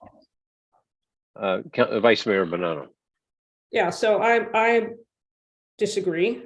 No surprise. I think that if this was so important, why are we jamming it in virtually our last meeting, our last several meetings before the end of our terms? I think that it is important, and I think we can give staff direction tonight to bring this back, to bring back a set of researched options, to bring back research and a recommendation, and give them the time they're entitled to, instead of jamming this just for the sake of getting something done that we don't believe in. This is just, doesn't make any sense to me. I won't say it as strongly as I would like to say it. I'm perplexed by this logic. It does not seem logical or rational to be approaching it this way. We can give staff direction to bring it back. We have a council that'll have 2 of the 5 of us on it, plus 3 additional people who I think will approach this thoughtfully when given good researched items and reports. So none of this persuades me to change my vote. I just think we've got an option, and we're refusing. We're blinded by doing something, and we're refusing to look at, I think, a more rational approach. So I'll leave it there again. Thank you. Okay, I don't see any further discussion on the motion. Can we have a roll call, please? Councilmember Carling? No. Councilmember Kick? Yes. Councilmember Monroe? Yes. Vice Mayor Bonanno? No. Mayor Warner? Yes. Passes 3-2. We're on now to, where are we now? 6.4, is that where we're at? That is correct, Mr. Mayor. And Ashley Vera hopefully is available to present this item to us. Ms. Vera?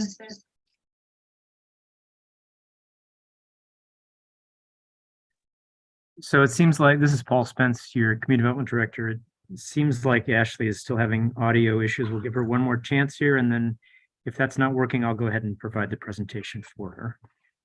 Ashley, can you give one more try? Can we hear you? No. All right. So again, this is Paul Spence, your Community Development Director. I'll walk through the presentation for you this evening. I'll be presenting a tracking update on the progress of the Isabel Neighborhood Specific Plan and staff's recommended amendments to the specific plan, including new and clarified policies and revised development and design standards and text clarifications. Next slide, please. All right. So the Isabel Neighborhood Specific Plan was adopted by the City Council in November of 2020. This graphic shows the city limits outlined in pink and the planning area outlined in black.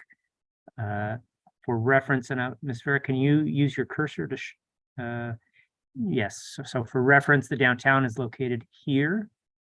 And if you could show I-580 as well, just for reference, great.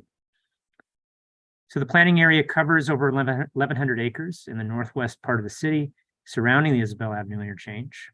A future Valley Link station will be located in the I-580 median at Isabel Avenue.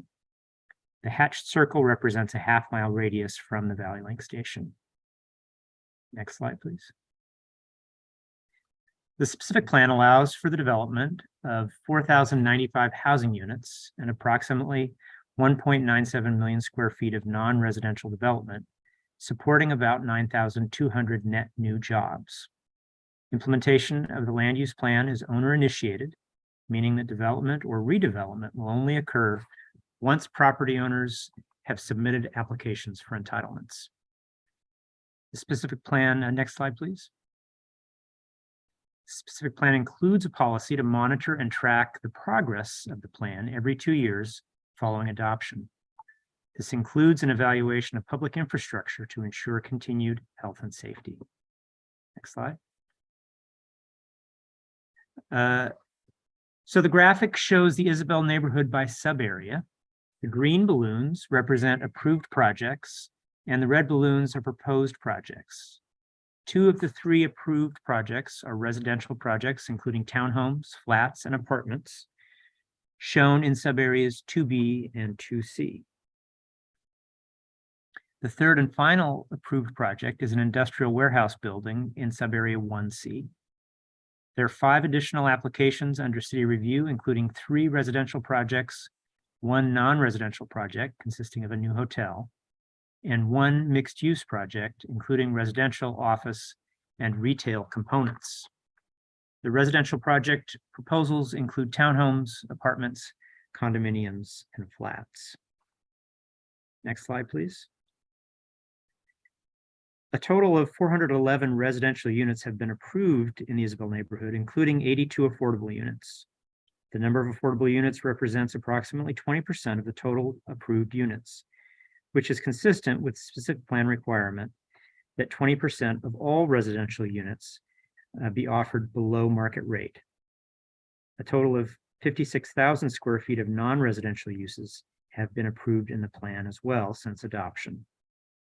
Proposed projects include an additional 1,999 units, including 551 affordable units, and a total of 208,000 square feet of non-residential uses are also proposed.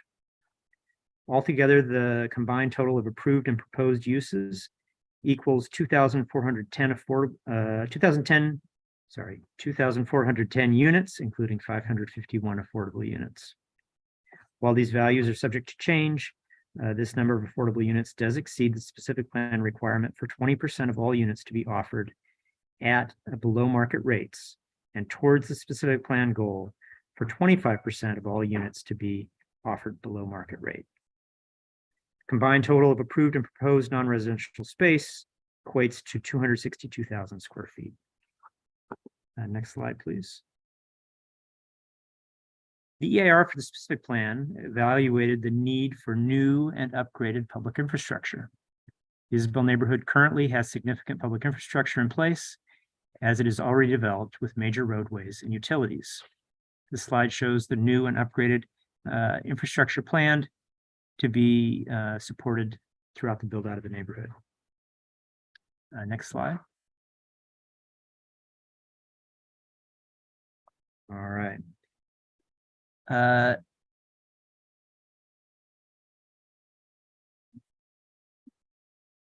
see here. Sorry, give me just a moment. The utility infrastructure capacities and demands associated with development considered in the Isabel neighborhood were assessed in the 2017 Water Master Plan and the 2017 Sewer Master Plan. Based on the sewer flows and projections for the Isabel neighborhood land uses, the analysis recommended additional gravity main improvements crossing Interstate 580, and along Clubhouse Drive to serve development under the specific plan. Subsequent refinement of the hydraulic sewer analysis in 2021 indicates that the additional gravity main improvements are not required to serve future plan development under the specific plan. Next slide, please. The proposed amendments include amendments to the specific plan chapters shown here. The amendments include new and clarified policies, revised development design standards, and text clarifications. These amendments are based on specific plan implementation with approved and pending projects. So we're learning lessons as we go, and that's what's incorporated into these amendments. Next slide, please. Amendments to the land use chapter include figure revisions to align with existing language in the plan, clarifications to existing footnote references, and consistent applications of height limits, modified residential setback standards to better accommodate the types of housing envisioned, a new policy defining residential product types, and clarifying text amendments to the existing inclusionary housing policy. Amendments to the transportation chapter include new language describing the Class 4 bike lane along Portola between Collier Canyon Road and Isbell, new and modified residential bicycle parking standards, and text revisions to align with existing language in the plan. Next slide, please. Amendments to the Parks, Public Services, and Infrastructure chapter include amendments to reference revised policy for natural gas for new development. These amendments reinforce the requirement for all electric new dwellings and are consistent with the EIR documents for the plan. Amendments to the urban design chapter include changes to design standards and guidelines, clarifications to existing standards related to building orientation, pedestrian access, architecture, and building orientation, as well as parking, landscaping, and retaining walls. Amendments to the implementation and financing chapter include removing and replacing policies related to the city's transferable development program. The original intent of the specific plan was to create a new TDC program for the Isabel neighborhood that would apply a reduced TDC fee. Staff found that the TDC fees were not a driver in terms of the number of housing units, and therefore is recommending that the plan remain subject to the existing citywide transferable development credits program. And then next slide, please. So your staff, sorry,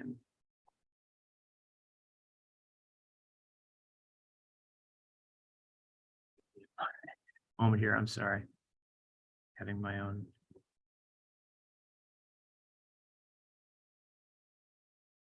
Staff recommends that the Planning Commission, your Planning Commission staff recommend the City Council receive a tracking update on the Isabel neighborhood specific plan progress and consider specific plan amendments and adopt resolutions as shown on your screen. And that includes my presentation. Sorry for the juggling, but staff is available for questions. Okay, thank you. At this point, I'll open the public hearing comment on this. Is there anybody who wishes to address us on this item? No comment has been received. Okay, I'll close the public comment on this and bring it back for council deliberation. And let's see, Vice Mayor Bonanno. Yeah, I just have a couple questions. First, Mr. Spence, good job. Shows the boss can still bring it when he needs to. Well done.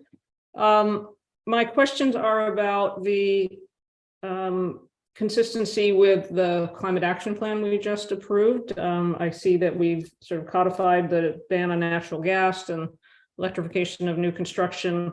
Do we feel like these changes sort of adequately make us in sync with the climate action plan? And I know we're going to be doing a big update to the active transportation plan. I saw some amendments related to that. Do we think that we're going to be on this, just one document and then have to come back and adjust the next, or we feel like we're going to track pretty well the changes that are upcoming with ATP? Otherwise, this looks good to me. Thanks very much. Sure. I think we are tracking quite well. So the updates here, as you noted, are complying with our climate action plan. And certainly it's not uncommon for us as we update various documents to come back and make relevant changes elsewhere. But we, I think, have integrated significant new trails, bike lanes, and other pedestrian and bicycle-oriented amenities into the plan. So I think we are tracking with what we anticipate as part of our ATP updates as well. Great, thank you very much. Councilmember Carter. Yes, thank you. I want to again appreciate the work that the Planning Commission did on this, and reading some of their comments I think are well taken. I appreciate the Class 4 bike lanes that you talk about on Portola between Collier Canyon and Isabel. And I just want to make sure that not just along the Portola, but it's important to have adequate and well-designed crossings there for bikes at these intersections. I think, one example that I would point out is the one on First Street out by Mines that we changed maybe a year or more ago, something like that. But I appreciated the extra work that went into making that intersection safer, more comfortable for cyclists. So I would also, in addition to the Class 4 bike lanes along Portola, I would ask you to pay attention to the intersections also between Portola, Collier Canyon, and Isabel, if you could include that as we move forward. Thank you. We will do that. Thank you. Any other comments? I would second the comments I heard, especially from Councilmember Carling on the intersections and the bike lanes and the need with the active transportation and all of that. So I think it's important for those reasons, and most important for just safety. Councilmember Monroe. I really don't have anything substantial to add, other than it's extremely exciting to see this take shape and to see the changes take shape as it goes, to just watch the project develop. I put my hand up and then put it down because it didn't seem worth saying, but I just really appreciate the way, the details and the way that this goes forward, and couldn't resist saying it. So thank you. Okay, I think in general, I think we've seen multiple times that staff has done a superb job on a lot of presentations. So we're fortunate to have the people we have here. So and with that, we have a motion. Okay, moved by Councilmember Monroe. I'll second. Okay, good. That's the second, as long as they pay attention to the intersections, right? Okay, so moved and seconded. Any further discussion? Probably not. Can we have a roll call, please? Councilmember Carling. Aye. Councilmember Kick. Yes. Councilmember Monroe. Yes. Vice Mayor Bonanno. Aye. Mayor Werner. Aye, it passes unanimously. Thank you very much. We've already covered items 7, 1, and 2. So we're now on to item 8, council committee reports, matters initiated by city manager, attorney, staff, and council members. So we'll start with Councilmember Kick. I have one matters related to our discussion earlier. The city of Emeryville has exempt signs in their code. They have a similar no signs, except I believe it's safer for free speech litigation to make exemptions rather than ban a certain type. It's ban all and make an exemption for. We can't really talk about it because it's not on the agenda, but that's my understanding. Anyways, Emeryville has some good exemptions for A-frame signs, directional signs. And so that would be my suggestion for where staff should look to make an amendment and some exemptions to protect local businesses and realtors with this new ordinance. And I would love if we could see that back in January or February based on Mariana's or Jason's timeline suggestions. Through the mayor, Councilmember Kick, thank you very much for asking staff for input. I'm going to consult with both our city attorney as well as our Director of Community Development, Paul Spence, on the timeline. I would imagine January is too early. February may be doable. I personally would appreciate March, but let me ask my That sounds colleagues. great. Let's say I would love to see something in March. It'll be my birthday present from you. Mr. Spence, Mr. Alcala, does that sound good as the timeline? Yes, we'll work to bring something back in that time frame. That sounds reasonable. Thank you. Okay, both. and I think you need head nods. Okay. Thank you.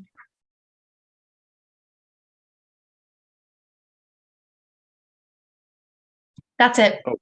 It was Oh, just, okay. I went to see a play, but I already talked about it in the climate action, in the climate action part. Councilmember Carlin.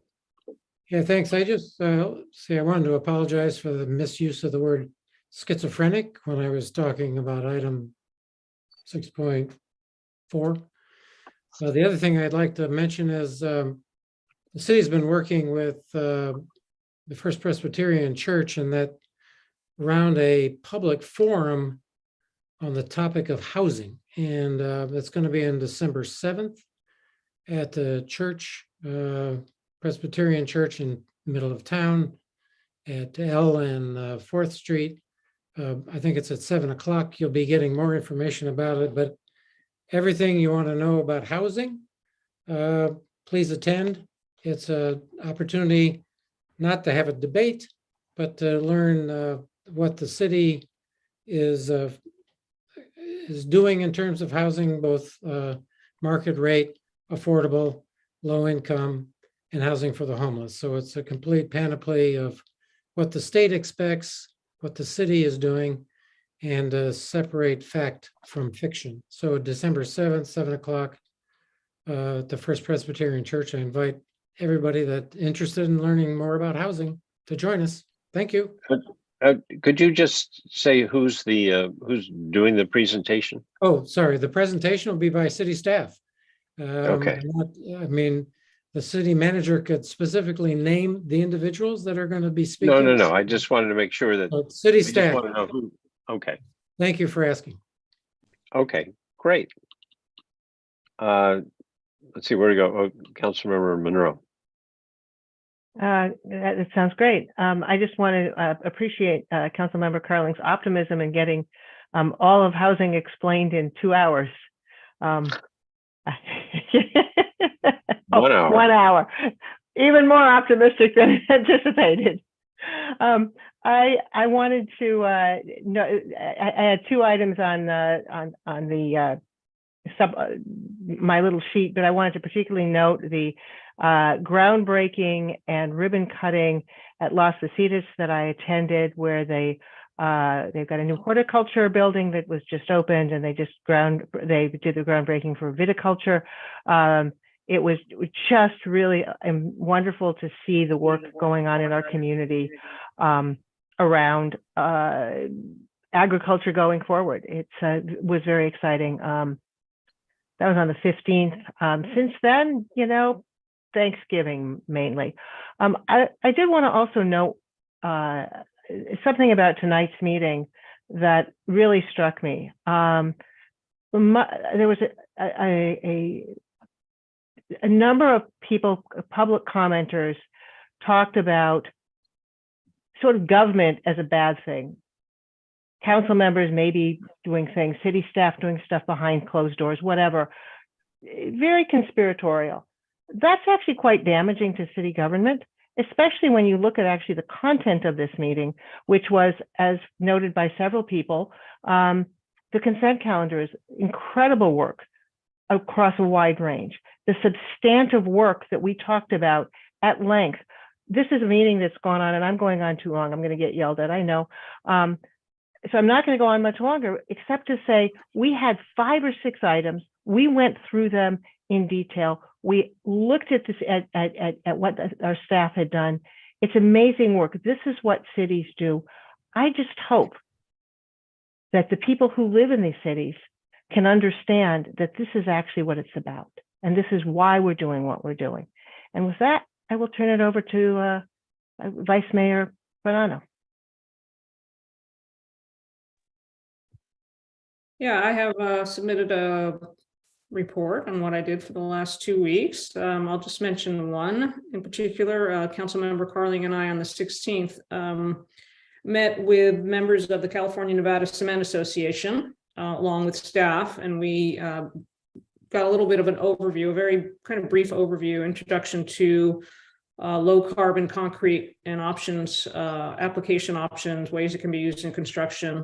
I think it was a good first discussion. I think there's going to be some follow up with staff. This kind of came about because I had done an event where a member of a board on a local environmental group heard me talk about a number of things, including climate action, and followed up with me. He's on a number of boards and he had this connection. So he sort of put us together with the Cement Association to learn a little bit about low carbon concrete. Really, our staff was the one that I think benefited from learning about it. So I think there'll be a little follow up. It may or may not work on all of our applications, but I think there was some hope that it could be a useful tool going forward and again, help us on our climate actions. And that's where I'll stop. Thank you.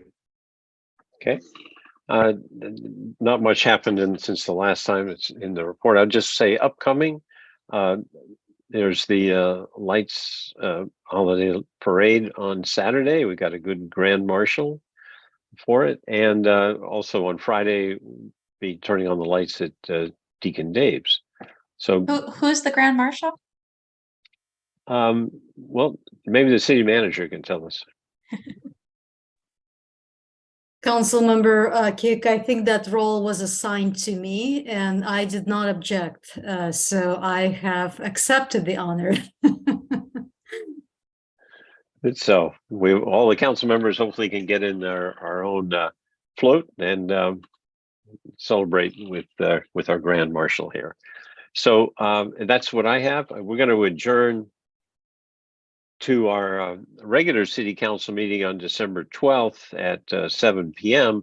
Again, we're having equipment troubles. Not clear that will be a anything but a virtual meeting.